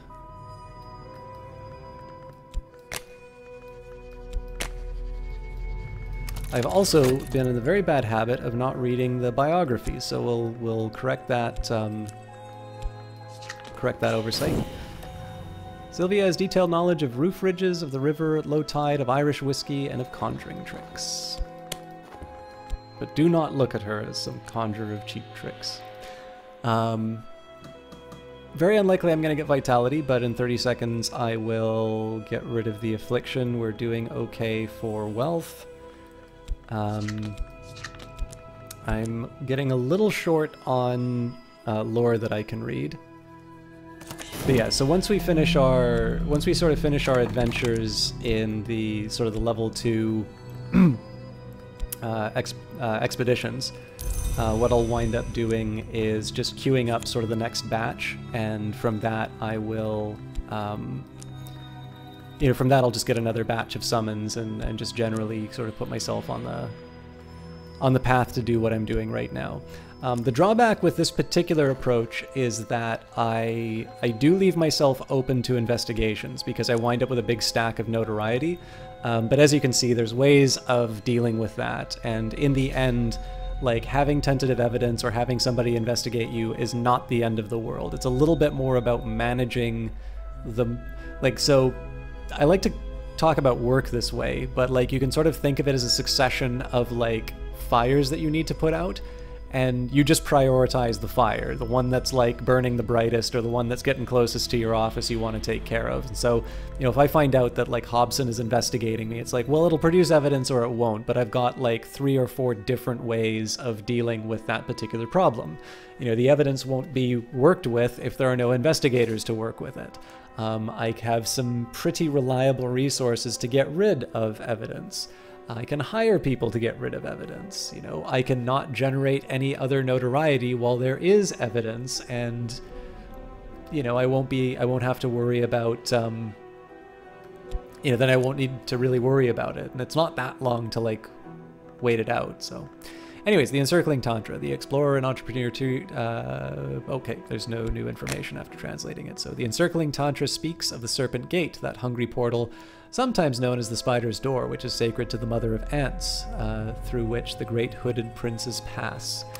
So here's another example in terms of that problem that I probably should be paying attention to this. So the Watchman will lend virtue to our lamps.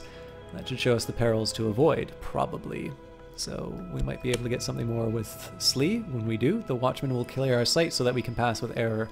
I also need to worry about the fretful dead. Not all dead rest easy. These ones dislike our intrusion. We can prevail against them with edge, or they may obey one who comes in the name of winter. Now, I can actually add a lot of both, so we'll see what carries the day, but I have a feeling it's going to be edge.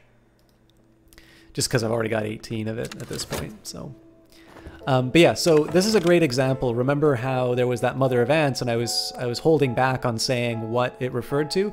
Well, don't forget, the Encircling Tantra speaks of the Serpent Gate, and that so already, we've got, well, what's the Serpent Gate? That hungry portal, sometimes known as the Spider's Door. Ah, okay, I've got an association made, which is sacred to the Mother of Ants, through which the great hooded princes pass. So, the important thing is, we don't actually have any lore that we say, oh, here's the connection to the Mother of Ants. But if there's a connection you can make from the Spider Door, if there's a connection that you can make about the particular bit of lore that you read, there are some associations that are made, and if you missed the thing that explicitly told you before, there's also little bits of just logic in the game. You'll notice there are very few times where something's in there just at random. And I tend to find the reason why I like playing and replaying this game is that there's always something new to find if you're willing to look. So we'll go up the Ascent of Knives because I don't really fancy Fascination. But I'm not going to use the Edge either, so it's kind of a wash. So in the meantime, I am going to use this medicine for my affliction. Sylvia's favorite tactic is to smile and close her eye, but it is remarkable how often her interlocutor will blurt out exactly what they are thinking. Yes, Kalashar, it's actually, it's not just on the, Twitter account, but Sarah Gordon, the creator of those, is shared quite a few of them in progress. Also, if you go to weatherfactory.biz, I believe you'll get to see the Mother of Ants as well as the Ceaseless Growth. I feel like I got the name for that wrong. But you actually get to see the dialogue between Alexis and Sarah with regards to, like, you know, here's an early sketch, here's some things that I would like to move, you know, here's some things that I'd like to move forward on. Here are some things that you should change. It's actually really, it's really cool it's like, so it's fun to see the final version and to see them talk about it, especially with the associations. But the thing I really do enjoy the most about those is to actually see the back and forth on it. And one of the reasons for that is I've recently been speaking with the Eyes of Sin. She's the one who did, I'm just going to put these into chat. The emotes that you'll see in chat in a second, or probably have seen in chat and now you're hearing the explanation for, because text is faster to transmit than video. Well done, Johnny Big Time. I hope you approved of the Titanfall clip. But I've been talking with her about some other art, and I have learned and really gained a great appreciation for what she does, sort of through having the back and forth. One thing that I've really learned is I don't like being super dictatorial. So, like, you guys know my streaming style. I really don't like being told how to play the game. I don't really like being told about the game. I just like, you know, exploring things on my own. And I am very particular and usually very frank when I think that gets violated. But for creative things, I actually really try and let people do what they want. And I've had trouble with this, so I commissioned an animation, and it like took over a year to be made. And one thing that I really felt like I was giving some leeway, and it seemed that my giving leeway was just sort of this directionless nonsense that wasn't helpful to anyone. I'm not sure that's why that took the year, but so trying to find that balance between being the one thing I don't want to do is tell someone talented like the Eyes of Sin, you know, okay, I want this, and I want the eyes exactly this far apart, and I want, you know, so and so and so. Like, so if you take a look, the one that's my favorite, the Epicurus one that Johnny just put out, that was one that she basically came up with entirely on her own. So she's very good at that. But on the other hand, for some particular things, or specific details that are relevant to the idea that I want to convey, sometimes it's not enough for me just to say, you know, oh, do what you think is interesting. Sometimes there really is a benefit to being a little bit clearer and pushing that idea, pushing it in a way that, like, it's still, like, again, especially when people aren't, you know, working for much or anything. I don't want to be like I don't want to be overbearing.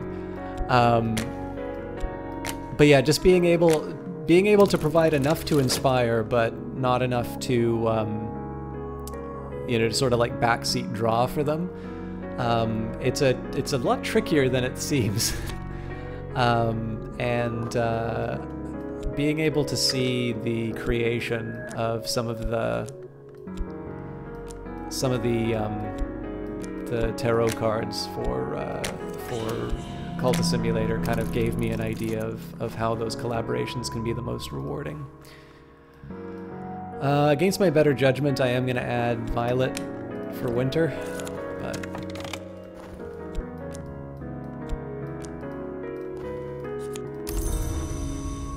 now the question is, do I want to do... I don't think I want to do Restlessness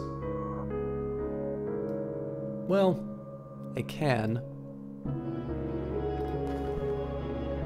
Season of Dread's coming up, so that's probably not a good idea.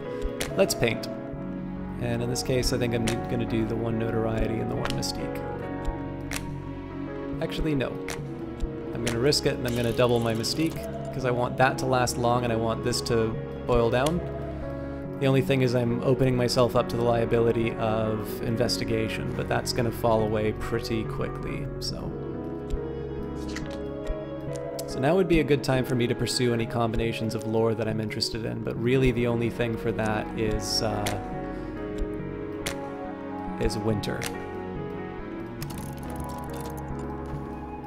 And we've got the encircling Tantra. The Tantra includes an invocation, but cautions, helpfully, that the invocation is of insufficient power to reach the Serpent Gate from the Hunter's Gate. A road which has no destination is itself a destination, it adds helpfully. So, what do we know? Well, what was the Serpent Gate called? It was called the Spider's Door as well. And we know that the Consent of Wounds, which is level 6, is not enough to pass the Spider's Gate. But, of course, I am going to be able to combine it, and as I said, it is a good time to combine lore, so we'll do that.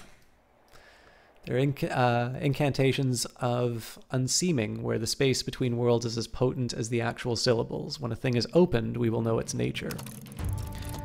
You're torn on whether or not you should get a Twitter. So far, you've thought of it as a large chasm of echo voices, but the more media you watch and hear, people talk about how people can connect on it, and it can give you second thoughts. It is tricky, Green Whisper, because I get very frustrated most of the time that I read Twitter, but I get frustrated most of the time I read the news, or I listen to Power and Politics, or The House, or I watch a video from the Prime Minister's office, or anything. I guess the best thing that I can say is that so a lot of people ask me, where do you find cool games like Cultist Simulator, or, you know, or In Other Waters, or, you know, there's 101 different games that I can mention that people have asked that about. And there's no magic behind it. It really is just a matter of looking. And so the best that I can say is that Twitter can be a very rewarding place to find that sort of stuff, if you are willing to, as long as you make an effort to sort of curate a follower list of people who have a track record for interesting things. So it's not surprising that Alexis Kennedy and Lottie Bevan are people who I, you know, check the Twitter of every day, because they've got lots of cool indie dev stuff, and they are really supportive of other game developers, and they even do mentoring. So as a result, there are just interesting projects that I find through even just stuff that they like. It doesn't even have to be anything elaborate, like of them saying, oh hey, be sure to check out this person, they're doing such and such.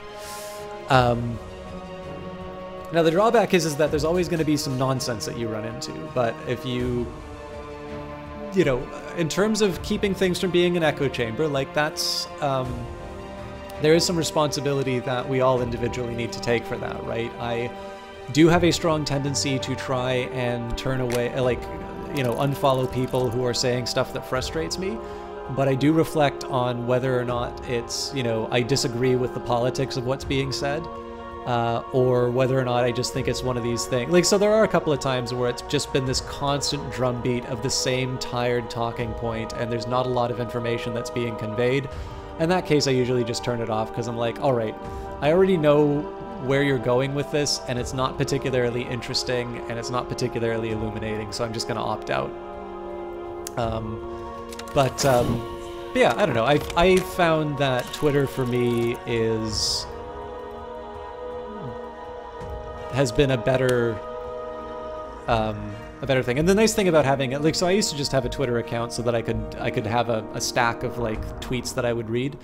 Now I'm obviously a little more active on it, but yeah, I mean, it's totally acceptable and even laudable to just have a read-only Twitter. Like, you don't have to project your opinions if you don't want. And but I do find, you know, following some people who have a track record of producing things that I'm interested in, it usually keeps me in the loop of projects that I'm interested in.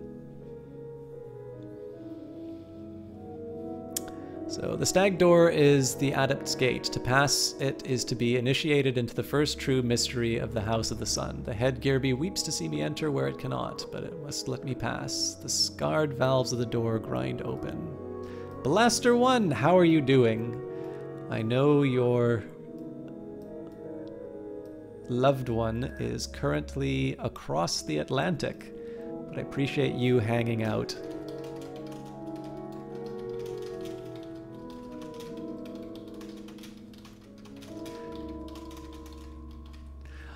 I'm doing all right. I like Cultist Simulator a lot. I know it's a very meditative game, and I know I tend to talk a lot over it, but it's a fun one. And I really love just the fact that every time I read these things, like I don't always blurt out every little bit of lore that I've learned, but I always like the fact that when I play this on cast, the dead circle, the edge of our vision like frayed dreams. The very air around us is chill with winter's shadow. They may recognize that. Well, maybe I can add some more. Nope. What if I added edge?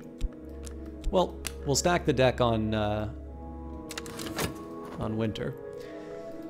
Oop, I do need to pay for some paints. But yeah, I do like the fact that every time I've played this, I have had this wonderful moment of, aha, this is something I didn't expect. Dr. No from Nowhere. Yes, exactly. Blaster 1. And there's a reason you got rid of Facebook besides the whole privacy problems. It was because you weren't very interested. Yeah, I haven't used... I mean, I have a Facebook. I don't use it. It's neither read nor write only for me. It's just... It is a thing. Honestly, Facebook exists so that I don't need to worry about family members asking where I am now. It's just it's a convenient little tool for me to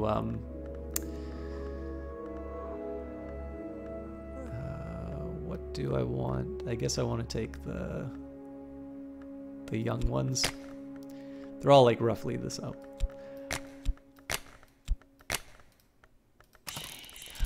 But yeah, so like my family doesn't know my Twitter. But they don't ask for my Twitter because they have me on Facebook, and it's just like, oh, he's not using Facebook. He must be busy. So, that probably makes me a terrible person. But what's the most interesting thing that I've discovered from the game? Well, it's tricky, Blaster 1. So, like, one of the things that is, I think you've been here when I've said this, but the thing that's so interesting to me about Cultist Simulator is that it's reduced sort of everything about your life to individual cards and aspects. So for instance here, I've gone to the Painted River and I've got a forbidden epic. So the attention of the hour is drawn to the bloodiest wars. Afterwards the histories are braided like hair. And this is Secret Histories level 8. So history is the scar on the world's skin.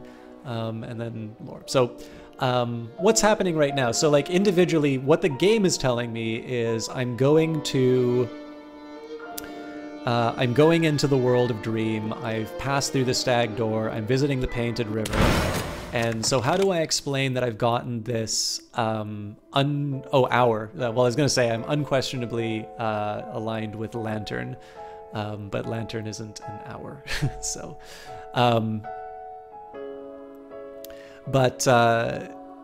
so in terms of the writing for this game, it explains exactly what's happened here. It's like there's a great chamber in the Mansus through which the Painted River flows. The vagabond, it is claimed, painted it from memory in the years before she left the house. Certainly there are histories concealed in its design. I traced them with my hand last night. There were fragments of aquamarine paint beneath my nails, flecks of gold leaf when I was done.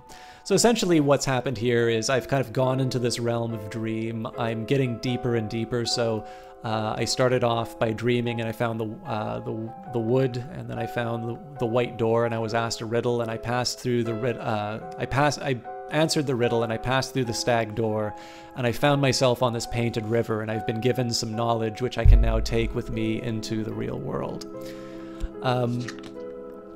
But so that's the plot of the game. But what I find so interesting about the game is like this idea of these little fragments of lore and trying to find out how to summon things from the game to be able to you know, just to be able to have these moments of like, you know, this is like when I was studying for econ and I, you know, I have all these textbooks and I have these notes and I've paid attention in class, but I know in order to do this paper, I need to go a step further because, you know, it's original research. Nobody is, you know, if I'm doing interesting research, it should be on something that somebody hasn't done before. And in this case, that isn't in the game specifically. It's just, it's something that the game has made you feel, and it's something that I personally relate to. So a lot of the stuff that I find interesting about the game is just learning a little bit more about this world behind what's going on. So sometimes it's even little interesting things like something that I had always ignored, which was, oh, I gotta wait till Dr. Adim is free, but I'll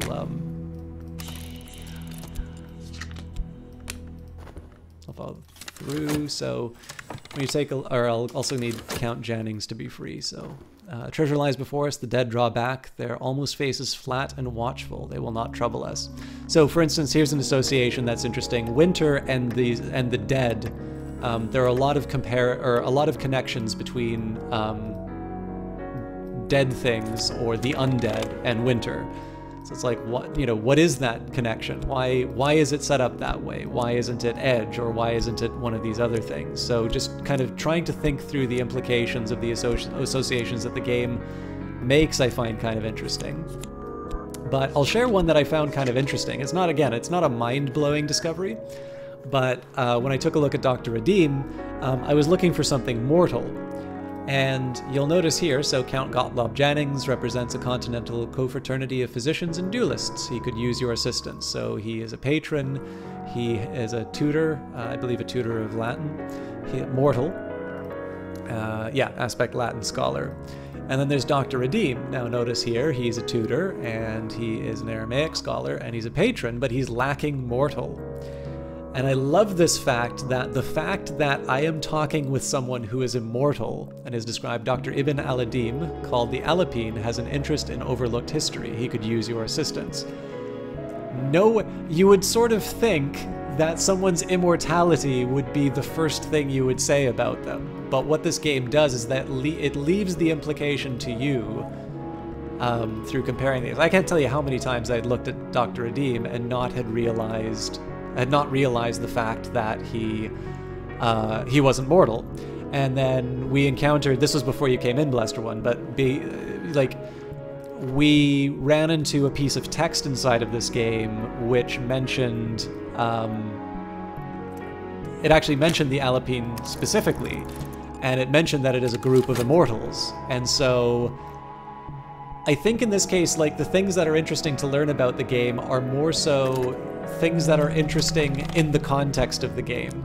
Because you just start with basically an empty desk and a job, and then all of a sudden your understanding grows and grows and grows until you have this whole, this entire world populated with interesting people and these, these profound or dangerous concepts. And it's just a really rewarding, it's like, so the thing that's cool about it is you can beat this game and you can have a good time of it, and you can really only ever scratch the surface of what's going on. And it's a completely enjoyable experience on those terms. And yet, the deeper you go, just the more fascinating it becomes, and the more rewarding the experience of kind of just working through everything that the game has to show you becomes. So, although I will admit, like, I was very pleased with myself when it said, they will respond to the Mother of Ants, and I knew immediately what that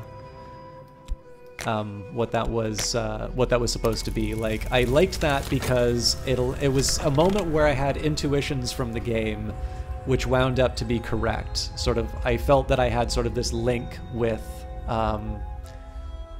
the way that the game was thinking that made me feel good. The lead-lined sarcophagus lies with, in the lead-lined sarcophagus lies the skeleton of a woman. She wasn't buried here. It looks like she crawled in to die. Something happened to the shape of her skull, pushing out the jaw like the muzzle of a beast. Scraps of rotting linen swathe her bones. Treasures lie among the remains of her clutching hands between her ribs.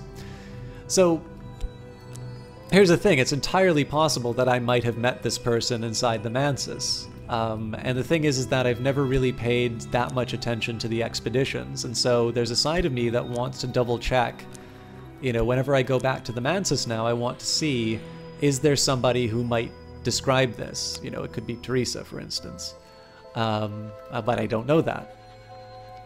So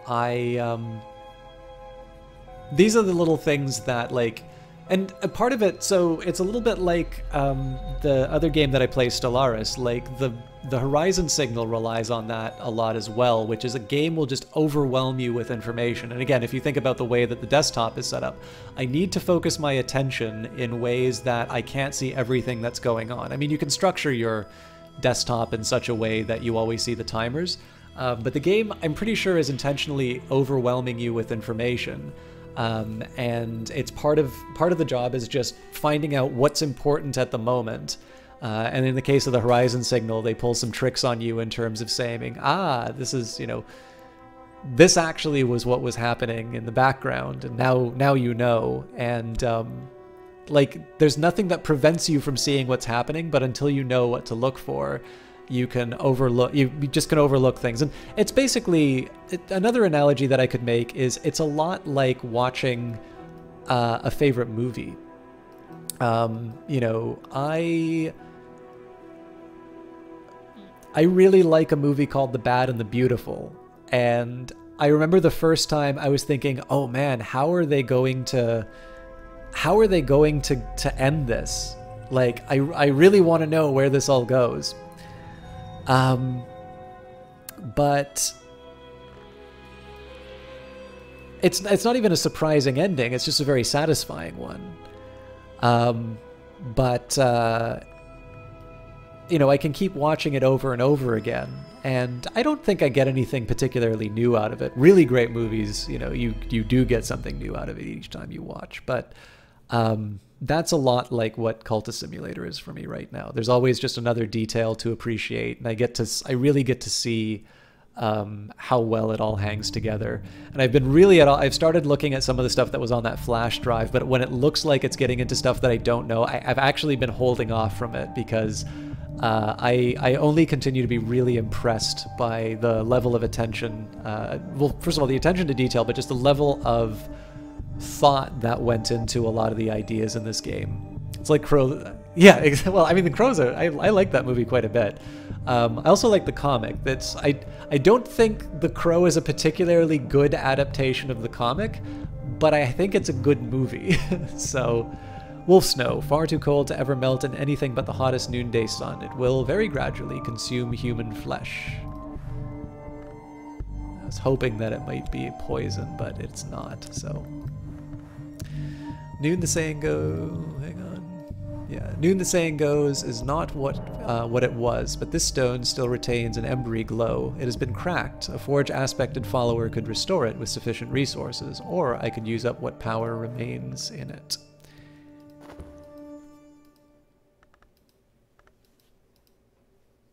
Yeah, Isabson and I have actually talked quite a bit about The Crow. There's only really one thing I don't like in The Crow. And it feels so pointless to mention the one scene that I'm kind of like, meh.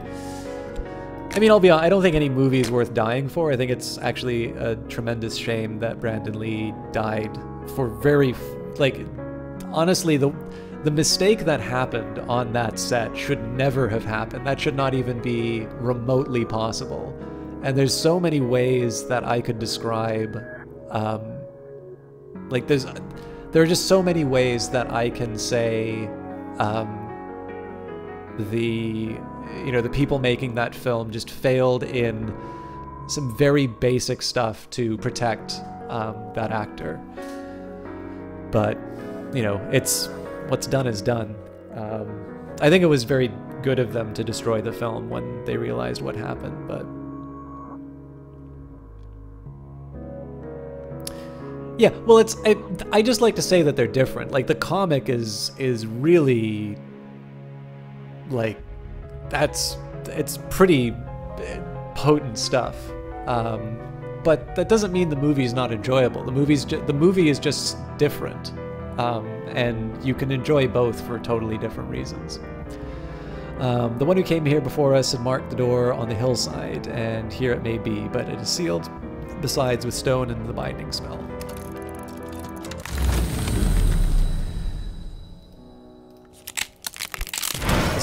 And this was another really specific decision that I made because it's possible the third level will be erudition. So I've effectively guaranteed that I'm going to be upgrading my. Words, please. My knock. Yeah, exactly, Blaster. And I mean, the other thing too, like, I'm pretty sure it was Hitchcock who said this, but like, good books don't make good movies. It's usually terrible books that make really good movies. So like, Tom Clancy is really well suited to video games, and he's really well suited to movies. But I can't necessarily say that I've found a Tom Clancy novel to be a profound literary experience to me. But I'm not gonna lie, like, I actually thought Patriot Games was a decent enough movie. I mean, I saw it when I was little. Maybe I won't, like... Maybe I'll think differently about it at the moment. But, like, I like Harrison Ford. Like, you can do worse. I know Tom Clancy didn't like the movie, but whatever. I mean... the ceremony requires a searing. Only a little one, but they will carry the mark all their life. So, Pope Clifton? Now Clifton improvises new prayers rich with solar metaphors. He still shouts like a soldier and drinks like a sailor. Well, let's see what happens to him when we give him a healthier dose of the forge.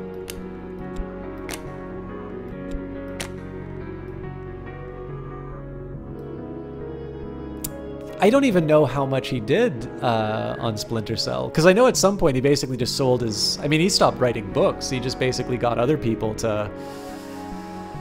He got other people to do the writing at some point. But, I mean... One thing to say, like, so total credit to that guy. There are very few writers who have been able to essentially create a, like, what I mean, like the brand of around his name to a point where basically he can hire ghost writers and just keep churning those things out. Like, it may not be literary significance that's achieving, but this is the sort of stuff, like, imagine more game studios were capable of doing what he did, right? As it is, tends to be publishers. So if you think about Devolver, right? Devolver is one of these one of these publishers where you sort of have an idea about the game that you're getting when you sign up. It's kind of like what happens with a Tom Clancy book, whether they're your kind of thing. And honestly, they really aren't my kind of thing. To be honest. I mean, I suppose you kind of need to consider the individual one, but it's just like, even if you want like military fiction or something like that, there's other stuff that you can read. And then there's plenty of work by actual, like, you can read Ulysses Grant or Omar Bradley, or you could read The Rough Riders by Roosevelt, or even better still, the Naval War of 1812, you know. If you want to read that, you can actually get history from people who lived it and had a very large role in shaping it, if you so desired. Although, admittedly, like, a lot of those are nonfiction. They're all nonfiction works, but, like, the Naval War of 1812 is not exactly like Theodore Roosevelt's personal experience of a war that he wasn't alive for. But, yeah. I actually need to play Splinter Cell at some point. The controls were all wacky for me, but that has neither here nor there. Okay, the expedition continues. Our expedition plans for the next challenge. It'll consume funds. I can add funds now, or I can send another follower. So it looks like the only thing that we're up against is a warded door. So an engineer or an adept has ensured that this door will not open easily. Forge or knock will defeat it. And I believe we have neither. But I have... God, I love that salvia. Or it's saliba. Animation. I think I'm going to throw Forge in, because if it screws up, I'm going to have more people that I can replace. Also, I will be able to put more bodies at it, and I really don't want to lose Neville, so... No, actually, the scene that I didn't really care for in the movie was when he is, it's Halloween and he's like running down the street laughing.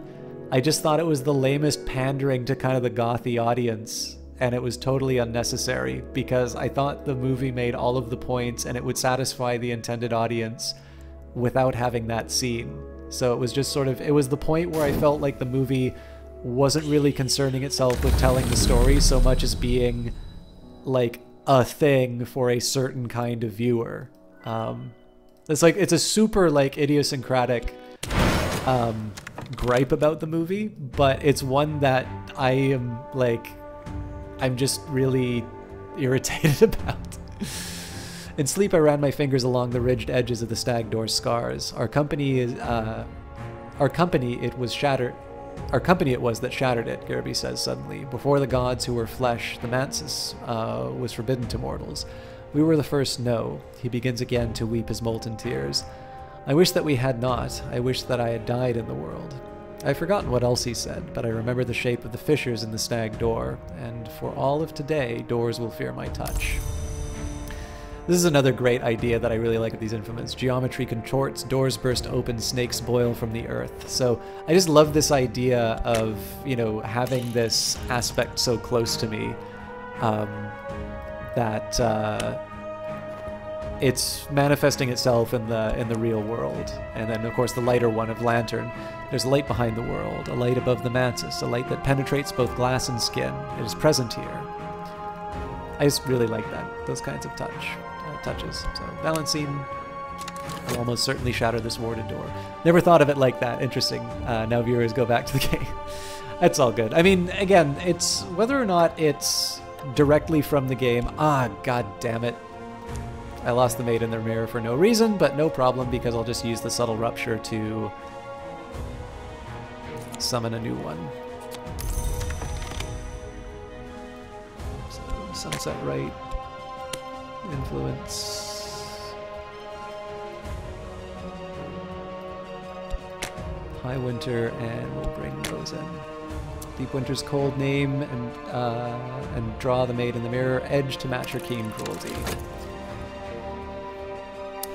I mean, again, part of this is about the game, and part of this is about the people in the chat or the person behind the cast. And I know.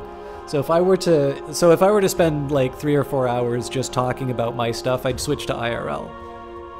But I don't think it's bad to talk about things that come up, especially too because you never know where inspiration comes from. So it could be that somebody mentions a movie that they like and it brings to mind an idea of something, you know, something in the game, and you're like, oh hey, doesn't it connect? So here's an example. You can say, what would you say? You know, what is the crow? Is it Winter? Is it Lantern? Forge, Grail, Secret Histories, Edge? Why would you justify that? You know, how would you justify that particular choice? I played the game of trying to identify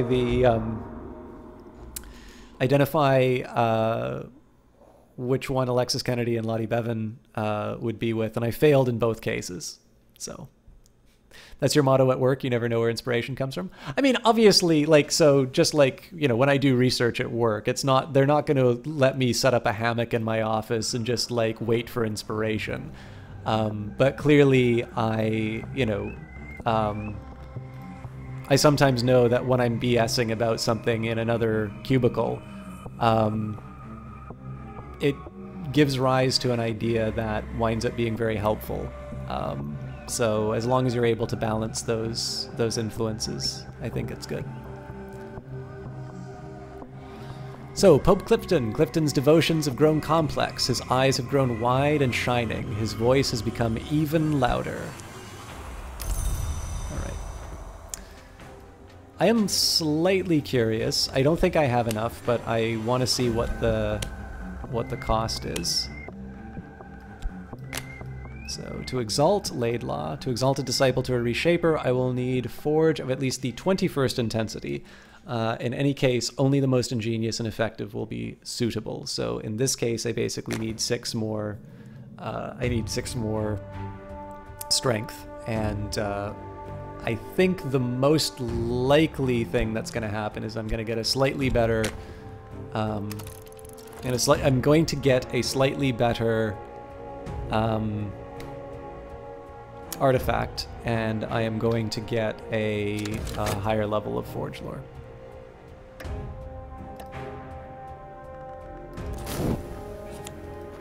I also eventually need to talk to these guys and get more commissions. I'm really I'm really blowing it on these. But alright, so when we open a thing, then we learn its nature. I've deepened my understanding of the lore that opens, which we call by its aspect knock. When the moon's face was wounded, these words appeared. Nearly every summoning rite requires knock influence, and this will provide it.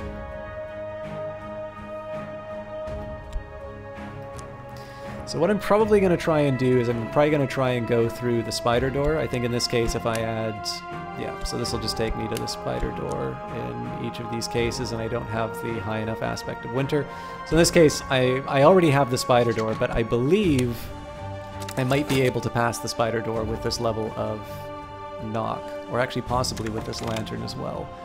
And it seems worth it to try. The drawback is I don't have a sacrifice if I'm wrong, but you guys already know what I think about the idea of a perfect playthrough. So we're going to try and translate De Horis. In Latin, a 19th century reprint of a 14th century Latin translation of a 4th century work. Alright, well, I want to try and paint this away, but I don't know if I'm going to be able to the whole way. I think I'm going to get another subtle rupture.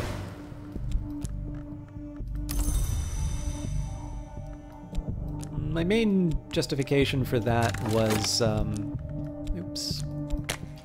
My main justification for that was because I don't know if I want to summon another thing. I probably don't, but it does give me the option.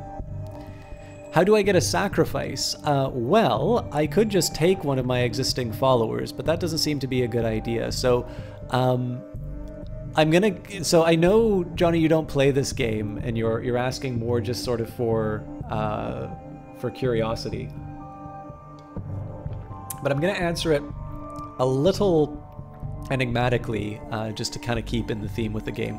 I am going to take a second here and do the spider door first, and then we'll talk about the answer. So, in my dreams, I know the path through the silken sands to the spider's door. If I slake its thirst by spilling fresh blood before I sleep, it will open for me. So, you know, one thing that you might say is, what are the resources that I have available to me to achieve this? Well, I have a bunch of people who will basically do what I say. So, you know, the silent disciple never complains. Oh, interesting. It has to be lore or prisoner. Okay, so I actually need to betray him, put him in the cupboard, and then send him through. So what the game gives you is a revelation, or it gives you a hint in saying that you need to get a prisoner.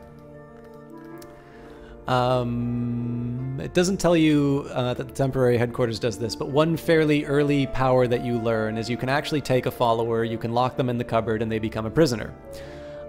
You can hire tough people, and they can sometimes imprison the hunters who are coming after you. Speaking of which, I feel like we're due for another season of Suspicion. And then there are the creative ways that you can find this. But another thing is that there are certain aspects that people have. You can send them on culty business, and it may produce certain outcomes. So for instance, there are people who might kidnap somebody. There's somebody who might kill someone. And so the answer of how you get a sacrifice, in this particular case, the sacrifice will take the form of a prisoner. Oop. The summoning is struggling against my control. I could use reason to dismiss it safely, which is always reliable. I could try and reassert control with passion, which is not reliable. Or I could let what will happen happen. Now, I do have the subtle rupture still, but in this case I'm going to risk it. And I'm going to contend for mastery. The thing from outside the world may have weapons, knives, riddles, fire, and despair. I have weapons of my own. Unfortunately, it does mean that this restlessness is going to turn into dread. But yeah, basically the answer is there are many ways of achieving that goal, but all that's required is a prisoner, and whether you get a voluntary, there's no such thing as a voluntary prisoner, but there are different paths that you can take in terms of obtaining a prisoner. Ah, not enough, sadly. The light of the divided sun penetrates my dream, but not enough to thaw the long dead frost blossoms to the glass garden. Each step I take crushes another plant to powder. I almost know the way. I'm pretty sure it'll be the same with Lantern. Yeah, so I probably should have known this, but...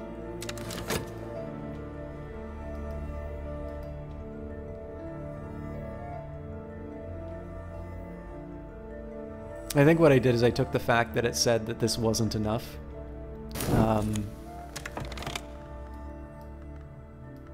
And I thought that I only needed one additional level, but there was no reason for me to think that. An occasionally coherent catalogue of the secret gods. This is an English translation of a volume describing the enmity between the Lionsmith and the Tribune of Scars. So I know the Lionsmith is Edge, but I don't know about the Tribune of Scars. This volume deals mostly with the Lionsmith, the Tribune of Scars, and their enmity. Mastery regained. I am succeeding. Okay, in the meantime, the warriors end. The others have been here before us. Power still lingers, and no doubt they used it in their ceremonies. They've taken some of the Warrior King's funeral treasures, but left something of their own. So, we'll get our Forge people back. We've got an icy atmosphere, which I may potentially need for, bloodshed.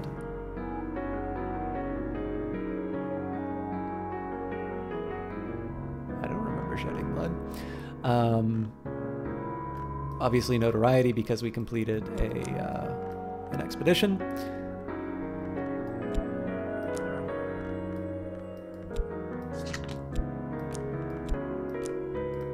And we got a bone flute, which is helpful for winter. We got Grey Dawn oil, which is a pigment, also winter, the precise color of the hours when one cannot sleep.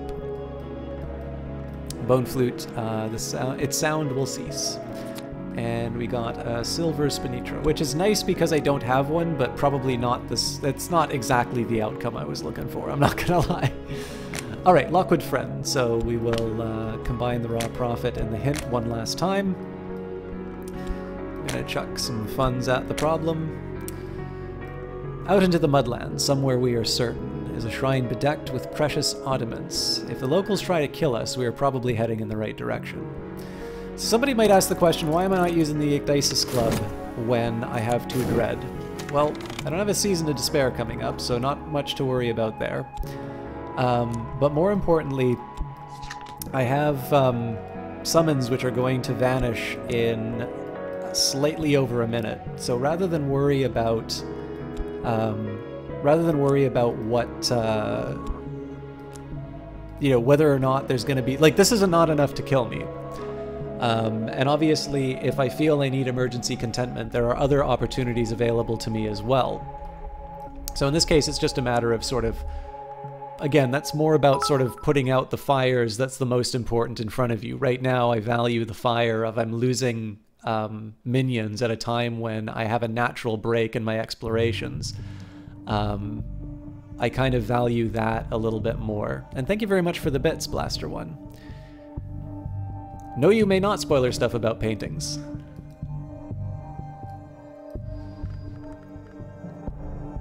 I didn't ask about paintings, I just said that it was a mechanic that I had less to talk about because it's one that I relate to less. I wanted to see if winter would do anything different. It probably wouldn't, but looking after 3 kids every week really turns me off ever having kids. Yes, I will have to change. Oh my god. So there's the potential fatality.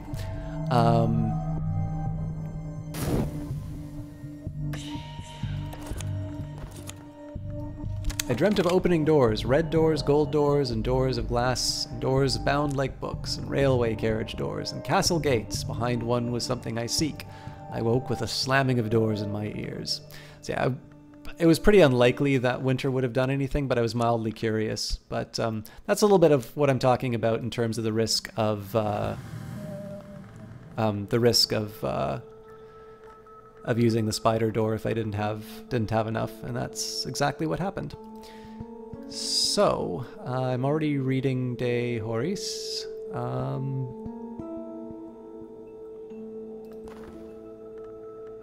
Notoriety is going to be the problem.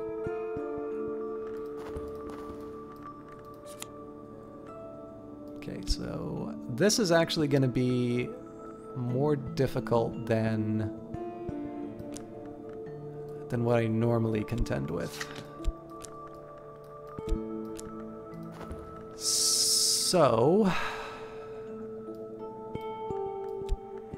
I'm still going to roll the dice on this one and get Clovette to shoot for the notoriety, but it's pretty unlikely. Oh my god, Ether Dragon, I have tried to be nice about this the whole night. I know how to play the fucking game, okay? Please don't tell me to go to the Ecdysis Club. Please don't tell me, especially when I have said on camera that this is potentially going to kill me. You know, you'll ask whether or not you can spoil certain stuff, but if you want me to read you your chat history, you have only been telling me how to play the game. Like, I like having you here, I like that you participate in chat, but Jesus Christ, like, I don't know how much clearer I can be about this.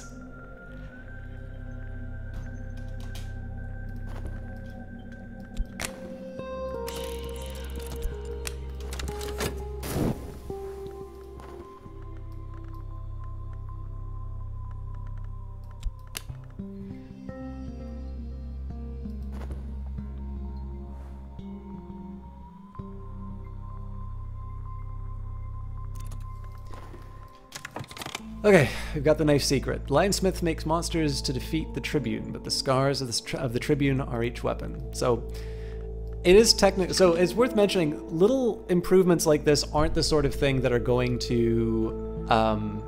these are not like a waste, because if you think about it, like there is a bit of a knock-on effect that I can get from this, right? Like I study the knife secret, that gets me another Chiliarch's lesson. Chiliarch's lesson gets me level 3 edge. Now, the thing is that even with the... If you had a... So Neville, if you had a cult, you'd want Neville in it? Maybe two? 2 Nevilles or 2 cults? The funny thing is despite the fact that I'm pretty weak on edgelore, that's not been a problem for me, because I've been able to upgrade Rose and Eldridge, well, Victor as well, to get that 5 edge, which means I can use them in my rituals, and my winter is so good that I'm able to combine all of the other things and not need to worry about the fact that I don't understand edge that well. But as it happens, my study is kind of idle at the moment. Now, it's not going to be my highest priority. Probably the priorities I'm going to be dealing with depending on what happens with exploration. I'm going to upgrade the Megalesian Incantation so I can turn the Delightful Sacrament and basically bring everything up to this level 8 lore for everyone else. And then sort of level 2 is going to be take the knife secret. So the first priority, this, because it gives me a highest level Grail lore, highest level that I can achieve Grail lore. Second best is to take the knife secret and move it up to Chiliarch's lesson to, I can't remember what the level 6 version of this is, but the level 6 edge. And then the third best is to upgrade the Sexton secret to the level 4 winter. And this is because I already have, so unlike the edge where I can potentially gain access to something I don't have already, moving this to a level 4 winter doesn't really obviously... I'm pretty sure you just said I was weak on edgelord. Edgelore. But yes, I was a scholarly young lad in my phrase. But yeah, in this case, there's nothing really that doing this upgrade can give me that I can't already get from the Invocation of the Ivory Dove, but that's not true of Edge and Grail. So that's, again, pretty obvious to anybody who's played the game before, but there is... I try to take a somewhat systematic way of approaching these things when I can. Just because it can sometimes mean what I can actually say is the more that I think this way in this game, the better off I am in terms of the watchman will lend virtue to our lamps that will show us the perils to avoid, probably. Well, I should have actually added slee instead of the others. Alright, so I've got some... In this case, the restlessness is something that I can deal with. I forgot to add the notoriety, but that's actually not bad that that's ticking down. Unfortunately, I think we're... So yeah, the Mystique will trigger, unless she picks it up. Oops. That wasn't the one that I had meant to pick up. Of course it's the Mystique that she got. Okay, so in this case I'm just going to have a use for the raw prophet. And again, I'm forgetting to use my Maid in the Mirror after summoning her, but... I'm gonna have another way of getting out of this problem. So one day you need to get this, even if I do like the it's a really good game, Rouge Lake Girl. If you want, I should pay for my paints. I think if I have, I think it's still in my game. Yeah, it's my old one, so I still say available May 31st. Do I want to do this? Yes, I do. If you do get it through GOG, obviously I do get the, I get sort of a little bit sent my way for driving the sale to their site, but whether you get it through Humble, whether you get it through GOG, whether you get it through itch, it's been really rewarding to follow this game, and I think... Thanks, Clovette. So that notoriety is just going to get gobbled up no matter what. Oh, but I do have more Mystique, so all may not be lost.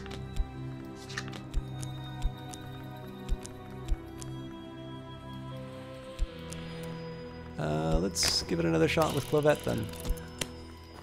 Again, I have a way of dealing with this if it comes up, and it'll become a little bit apparent once the expeditions are done. Yeah, so it's, I mean, obviously it's affiliate link, that's what all that garbage after the question mark PP, so it is something that you need to actually sign up with them with. Humble has a similar program. The problem is that I've heard wonderful things about Humble, and I've always considered changing my stance on this, but I actually had an interaction with someone there, and I won't mention names because it might be an honest mistake, but it wound up wasting a lot of my time and then basically getting a "you don't have enough followers for this." And I was sort of like, well, this was information you could have sought out, you know, this is information that was known from the very beginning. Like, you didn't need to waste my time so much if you were going to, if it was automatically going to be a rejection. Now, those rules have changed, but there's a side of me that just sort of says, is like, I really don't want to have to go through something like that again. Which is why I've not gone through the Humble program. But with that in mind, so my individual experience was one that left me not particularly inclined to take that offer up. But what I will say is that if you are interested in organizations that are doing it, and it is worth mentioning, like, Humble did publish this game, so it's not like I've sworn an oath of enmity against the Humble people, and you know, I have nothing good to say about them. But if you are interested in other reasons to like the Humble company, in addition to sort of the charity work and such that they do, well, not charity work, but, you know, obviously the money that they give to charities, they are supporting some pretty interesting developers making interesting games through their publishing program. And they are also doing something very similar to GOG in terms of making sure that there's a little bit of money that heads towards streamers for, you know, again, driving the traffic. Obviously, Twitch does the same thing now too, but it's a little less, like, you can't opt into that. It's regrettably it's something that, you know, as long as Amazon's selling it, or as long as Twitch is selling it, like, they'll they'll kind of lock you into that. Which, I don't know. it's nice that I don't pay to, you know, be hosted on this stuff. But I'll be honest with you, I'd feel better about you guys supporting Humble or GOG. Is it the same guys that do Humble Bundle? You know, it's the same one.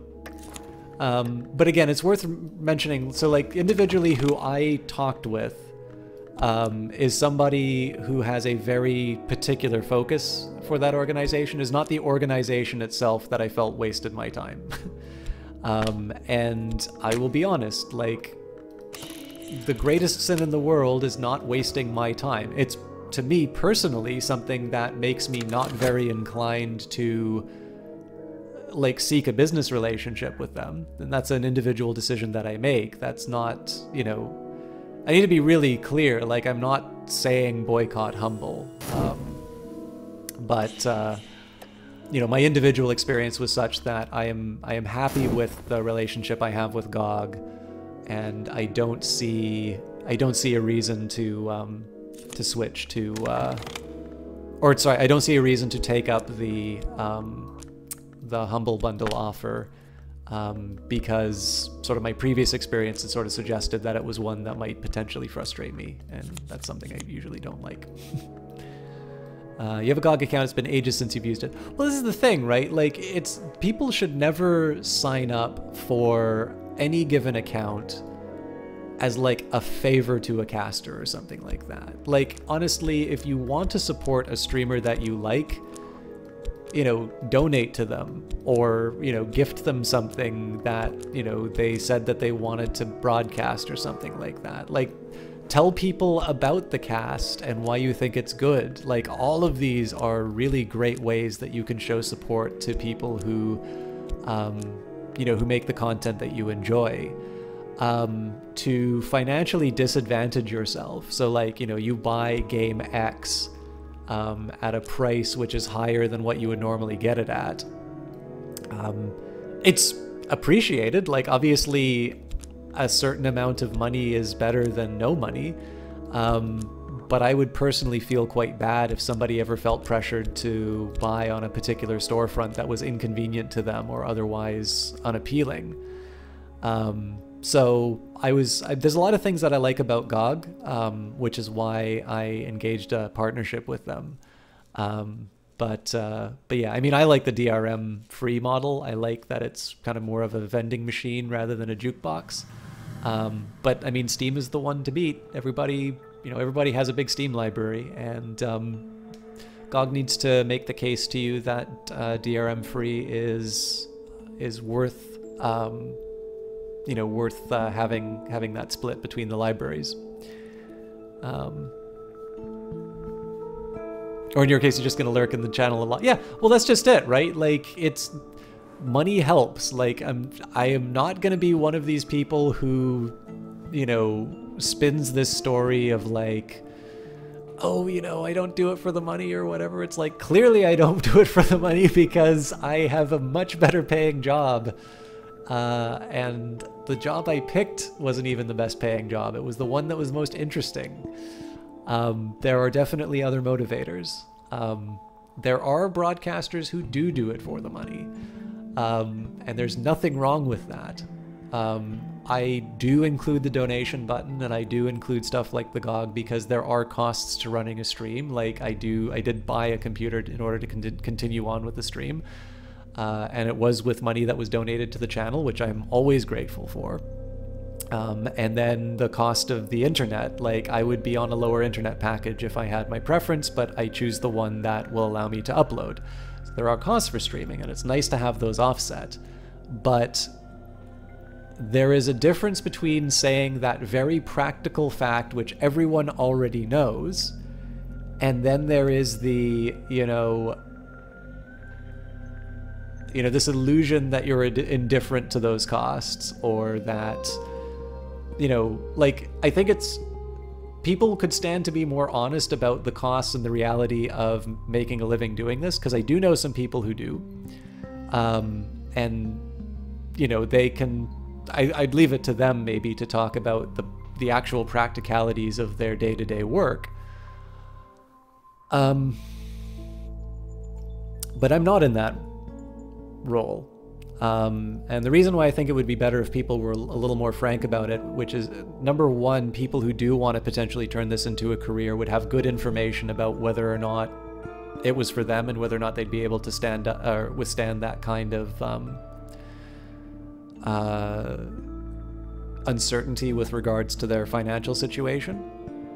But also it lets people like me be a little bit more frank in terms of the things that help. So I like sharing games with people, and I have a very niche cast, which involves, for example, you know, having these side discussions, whether they're about Twitch or whether they're about, you know, life stuff or ideas that spawn out of the games or just something that comes up on here.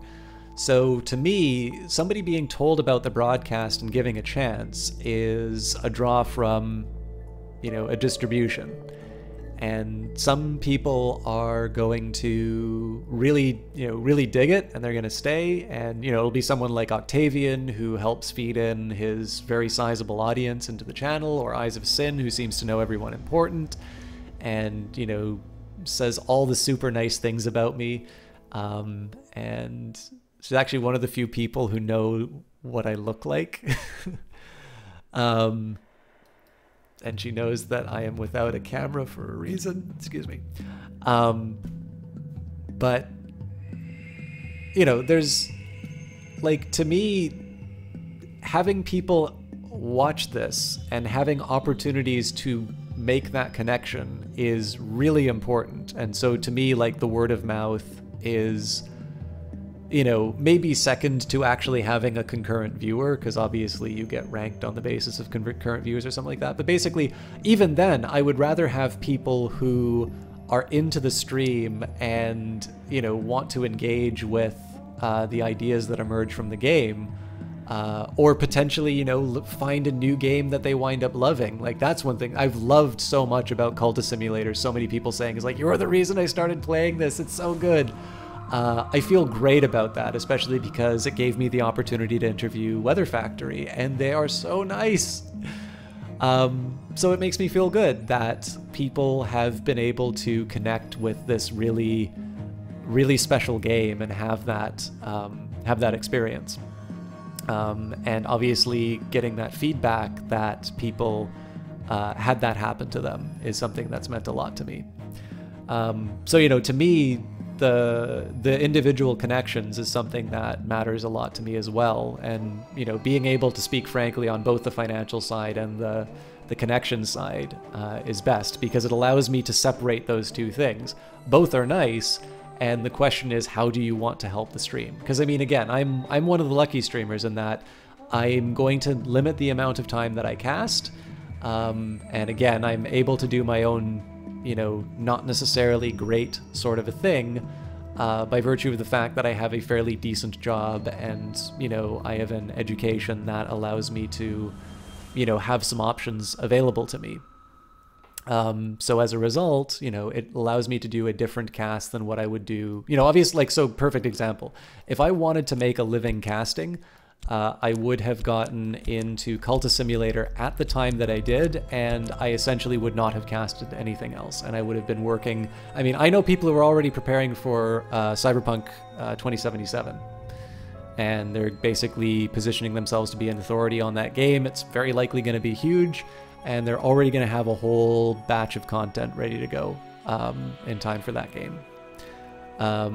But, you know, that's a set of decisions people make, and it's one that I don't think I would be able to sustain the level of interest that I have for, you know, for a game if I did that. And particularly with Cultist Simulator, it's the reason I'm just doing the physician now. I deliberately hid myself from certain things of the game so that there could still be some fresh reactions a month after release. So, Rouge Light Girl says, you know, one streamer who's very... Oh, sorry. Streaming is not easy to make lucrative. You mod for and close to a few friends who make a living through streaming. It's not easy. It's like being an artist. Yes, although Eyes of Sin is an extremely talented artist. She didn't share that. Rouge Light Girl says, you know, one streamer who's very honest about how much work they do relative to the money, to be honest, which is nice. Yeah, well, there's a lot of people who are able to support themselves streaming because they have a partner who is willing to support them. And I wish that people were more willing to admit when that was the case. Because there's nothing to be ashamed of, but it's really important if you're going to...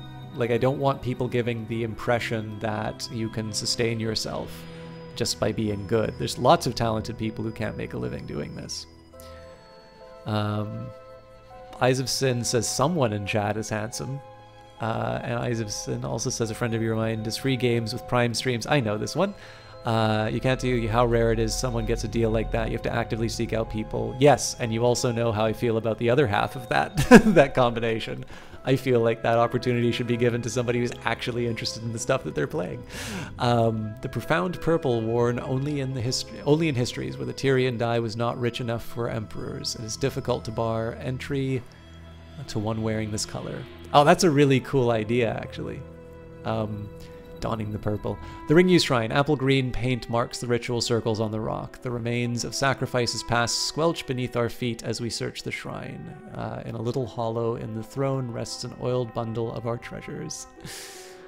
So we've got the Gospel of Zacchaeus, a lost early Christian text, which is in Greek. Good news for me.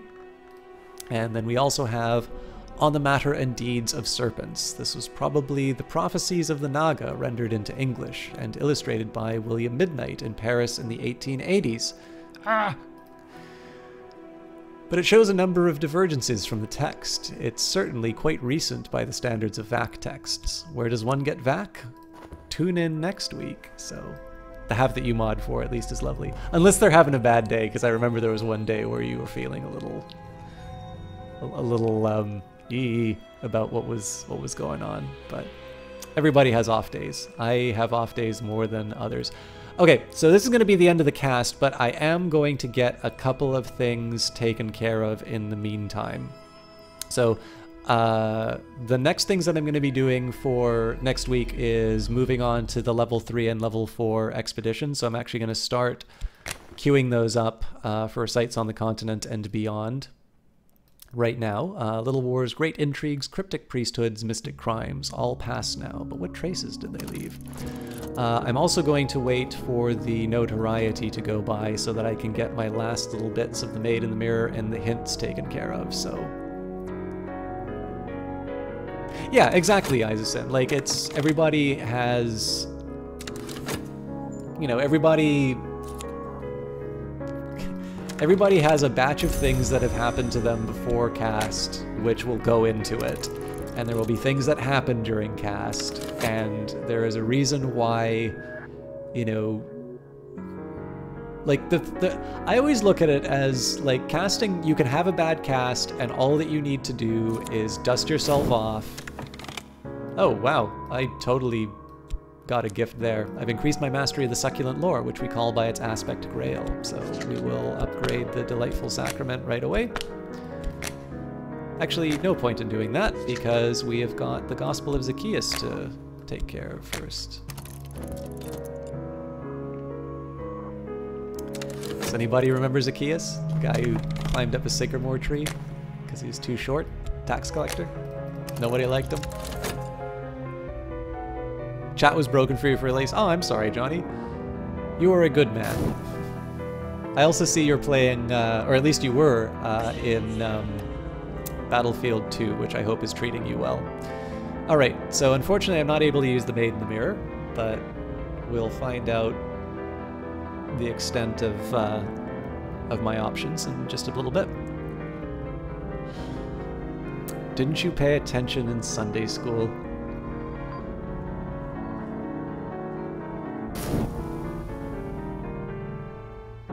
So, damn it! So the pause didn't work the way I needed it to. We've got the Chateau Reveline first up. So can I use my raw profit to explore? Yes, I can. So what's going to happen here? Evidence is going to be produced off of the notoriety. Gained a peculiar rumor, which would be nice and all, but no time to use that. So Clavette unfortunately failed me. So what I will do now is I'm going to use my hint.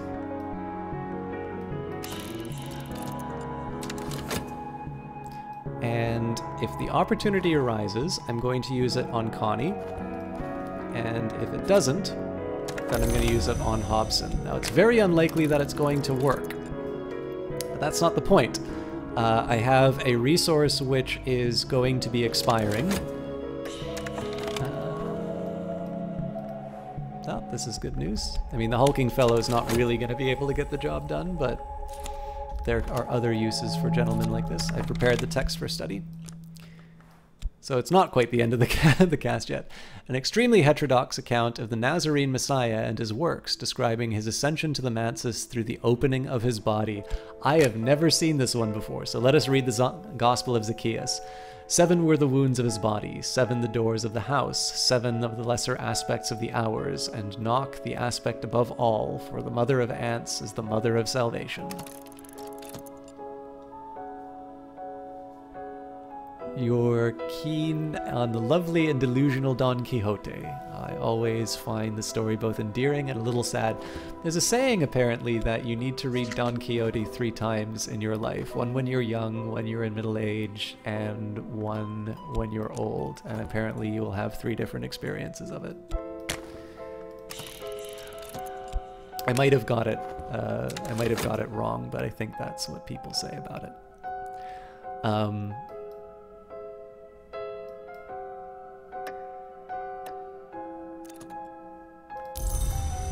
But yeah, so what we're going to be working with here, as this timer goes down, in the best case scenario, Connie Lee will be done.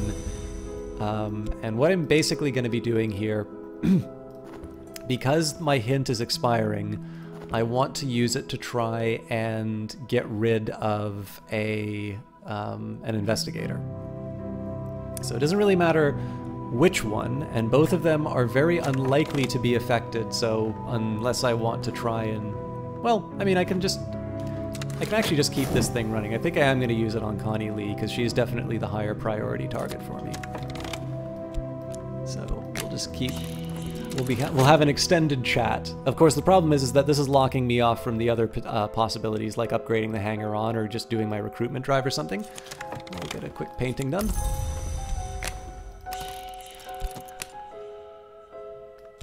Yeah, it doesn't really matter. One...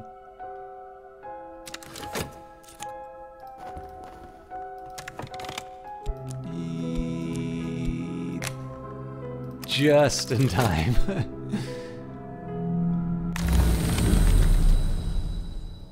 I'll go with a subtle rupture. So just give me some options in terms of summonings for a minute. I'm probably going to wind up doing all of this stuff on next week's stream, but... Alright, the book includes a description of a rite which can be used to raise a corpse to half-life in memory of he who bled for the wood. It requires a corpse and sufficient power. The author suggests an invocation of winter lore and assistance touched by the powers of the wood.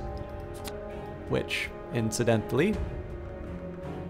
The Wood Whisper, if you haven't figured out what aspect that was. Okay, so we've got the consent of wounds. We've gained the right of the Mother's mercy. The assistant is offered in sacrifice to the Mother of Ants, but the Mother knows healing as well as poison, and she will be merciful, accepting the substitute of a lesser offering. Usually the experience is not reassuring for the assistant. I stream Monday, Wednesday, and Friday. I usually start between 7 to 8 Eastern. And then I finish usually somewhere between 10 or 11. I would never want to belong. Thank you very much, Ether Dragon, for the follow. Now, if you're interested only in Cultist Simulator, I do that on Wednesdays. So that's a pretty... I mean, that's been for, like, probably a month before release. But yeah. I have a dedicated Cultist Simulator day, but you're obviously very welcome to stop by if you want to see some of the other stuff that we play. You're not gonna lie, you did not know how to say that name, and when you said it, you were like, oops. I only know it because I paid attention in Sunday school. When you have a choice between skim milk, rice milk, or chocolate milk in your coffee. I never put milk in coffee. That's heresy. All right, I was going to upgrade the Delightful Sacrament, seeing as I didn't have any of the lore that I could be taken care of. And mostly, I'm just doing this because I'm sort of on a knife's edge in terms of some of my followers here. I'm extending slightly just to be able to get resolution to this Connie Lee problem. Almond milk. Okay, so I am certain that my adversary has lodged a copy of their notes elsewhere with their solicitor, with their superior, or even with a contact in the press. This is troubling. So this is very unlikely to work right now, but I am going to be absolutely neurotic with the pause button. And I'm going to flog this raw profit for all that it is worth.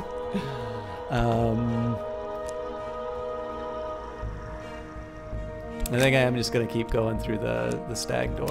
I'm very close to being able to get a way through the spider's door, but I will probably not be able to show it at the moment, so...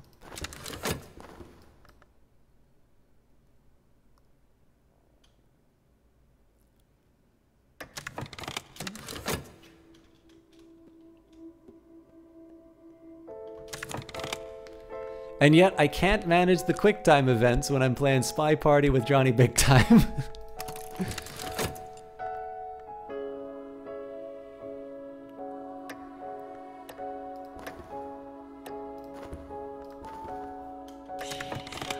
Ooh, this is good. So an experienced swindler is good news. Still not as good as the raw profit, but it'll get me by.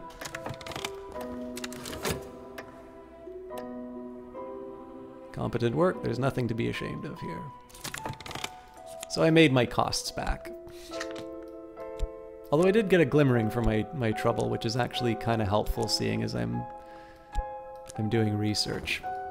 I await word. Well, I'm pretty sure I got word. So again, this was very unlikely to work. But the reason I did it was I was going to be losing that. I was going to be losing that individual anyway, so I wanted to put it to some practical use. What I would normally do now would be to use the hulking.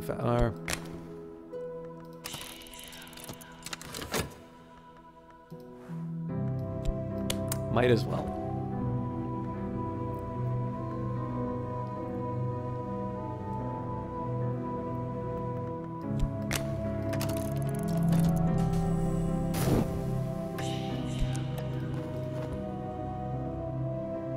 Used to love rum, but it's too sweet for you anymore. You get headaches. Yeah, I've generally stopped drinking. Full stop. I'm not. I don't know why I went for that fascination. Actually, oh, that's right, because I was thinking of something different. I really need to call it for tonight, I think, because I made two. She is. I made two blunders. So the first blunder was I needed to... So I was worried about losing the hulking fellow, spending the money on them for no reason. What would have been better was just for me to just throw them in the cupboard and use them as a sacrifice to the spider's door, but there's obviously that small outside chance that they'll actually be able to you know, kill Connie. What I was really doing was I wanted to delay the raw profit from being able to do anything. Like, I basically wanted to keep the raw profit around because with 8 moth, they're still going to be better than the 5 moth to get rid of the tentative evidence. And that was why I was not particularly worried about Connie's investigation, even though it did produce evidence, because I had something with 8 moth that was going to be expiring relatively soon. But because I had the opportunity with the hulking fellow and I didn't want that to go to waste, I wound up making a decision which I'm still not sure. Like, honestly, a slim chance at killing Connie is maybe not worth potentially sacking my raw profit and getting rid of the tentative evidence. On the other hand, though, I mean, I am, like... I have ready access to the Mansus. I have fairly reliable ways of getting an influence. Yeah, there goes the raw profit. I do have fairly reliable ways of obtaining I have fairly reliable ways of obtaining another raw profit. I effectively even, I mean, I think even the fascination wouldn't be enough for me to get the goods, but like I can just walk the streets of London, for instance, and you know, I could probably get an influence. But at this point here, I'll just kind of wait for I'll wait for the stag door to serve up something worthwhile, assuming that the swindler isn't capable of finishing the job. In the meantime, though, I am gonna stack up on money because I'm gonna be draining that. I'm gonna be draining that over the course of my expeditions.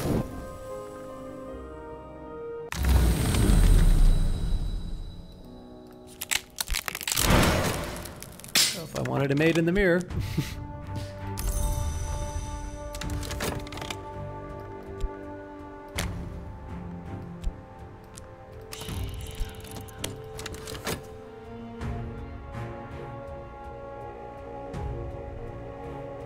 Once the evidence is done, that'll be the last thing. So you guys get an extra half hour. Once the evidence is dealt with one way or the other, I'll properly call it.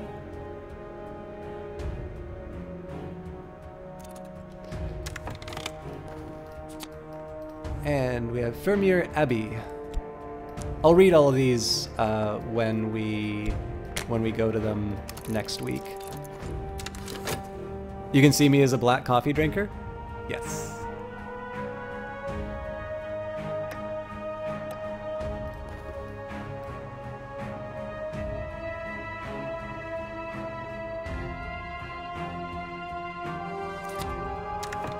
My minion is returned, the evidence has been destroyed, and I am a little safer. So, this will be a wonderful way to end the session on. So, this guy did some good work, right? We paid them for a job well done. What other possible, what is the true reward for doing my bidding? Well, this one must serve another purpose now. Into the cupboard they go. So Johnny, if you're still around, if you ever wondered how I can gain access to, oh, this is not the hulking fellow, this is the experienced swindler.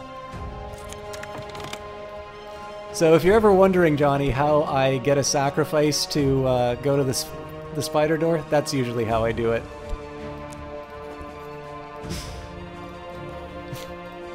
Good work. Come with me. And on that note, have a wonderful evening, everybody. Let's find somebody to host. I am going to call it for this evening. If you guys don't own...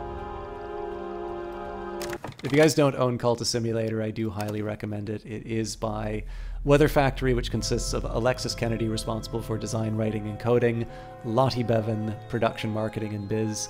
Other contractors who were brought to work on it were Martin Nerukar, who is the designer behind a really fun roguelike card game called Nowhere Profit. The art that you've been looking at is the product of Catherine Unger, Clockwork Cuckoo, Lottie Bevan, and Sarah Gordon's hard work. The music you're listening to is Mary Beth Solomon, Brent Barkman, Mickey Erb of Mickey Mar Productions, audio by Sound Cuts, additional coding by Chris Payne, additional design by Colin Porter, who I believe is currently looking for work and can be found on Twitter if you are in a position to give that. And finally, special thanks to Sonia and PK, Matt Hosty, Haley Urias. Apologies again if I mispronounce your name. And literally everyone who has ever sent feedback or a bug report, which is a very high proportion of people who watch this. So thank you for making this game worth watching. I am going to do something a little unexpected here, and I am going to host a really big streamer. So I am going to put the link in here, and it's convenient for me to use my raid message. Please do not say, we're tired of System Talker, this place is better. I do not know this man. But this is Sheriff Eli. He's currently playing Kingdom Come Deliverance, and he plays a character called the Dice King, who runs around just bankrupting all of the gamblers in the game. If you've not seen Sheriff Eli, he got his sort of start and made his reputation on on GTA Roleplay, and he has definitely got a very fun he's got a very fun style. It's actually quite a bit I think it's really amusing to watch him do this stuff. I actually finally played a little bit of Kingdom Come Deliverance, which I haven't formed an opinion on it yet, but I'm going to be hosting somebody bigger. Again, just you don't need to do the raid message. That's just for your benefit to have that link in there, but I do encourage you to hang out and check out his stuff, because I actually find him quite enjoyable. It was Johnny Big Time that brought me to his intention. If you're looking for a smaller streamer, by the way, K5RTO is currently streaming Elite Dangerous. He's another person I'd recommend, especially because I happen to know the designer of this game. Alexis Kennedy does like Elite Dangerous, but I have hosted K5 a couple of times, and I know Sheriff Eli is actually pretty fun to watch. So Sheriff Eli for the host if you guys want something I don't normally get to host, and K5RTO if you guys want to stay small. Either way, both people definitely deserving of your attention. Have a good night, and we'll see you on Friday for more Assassin's Creed.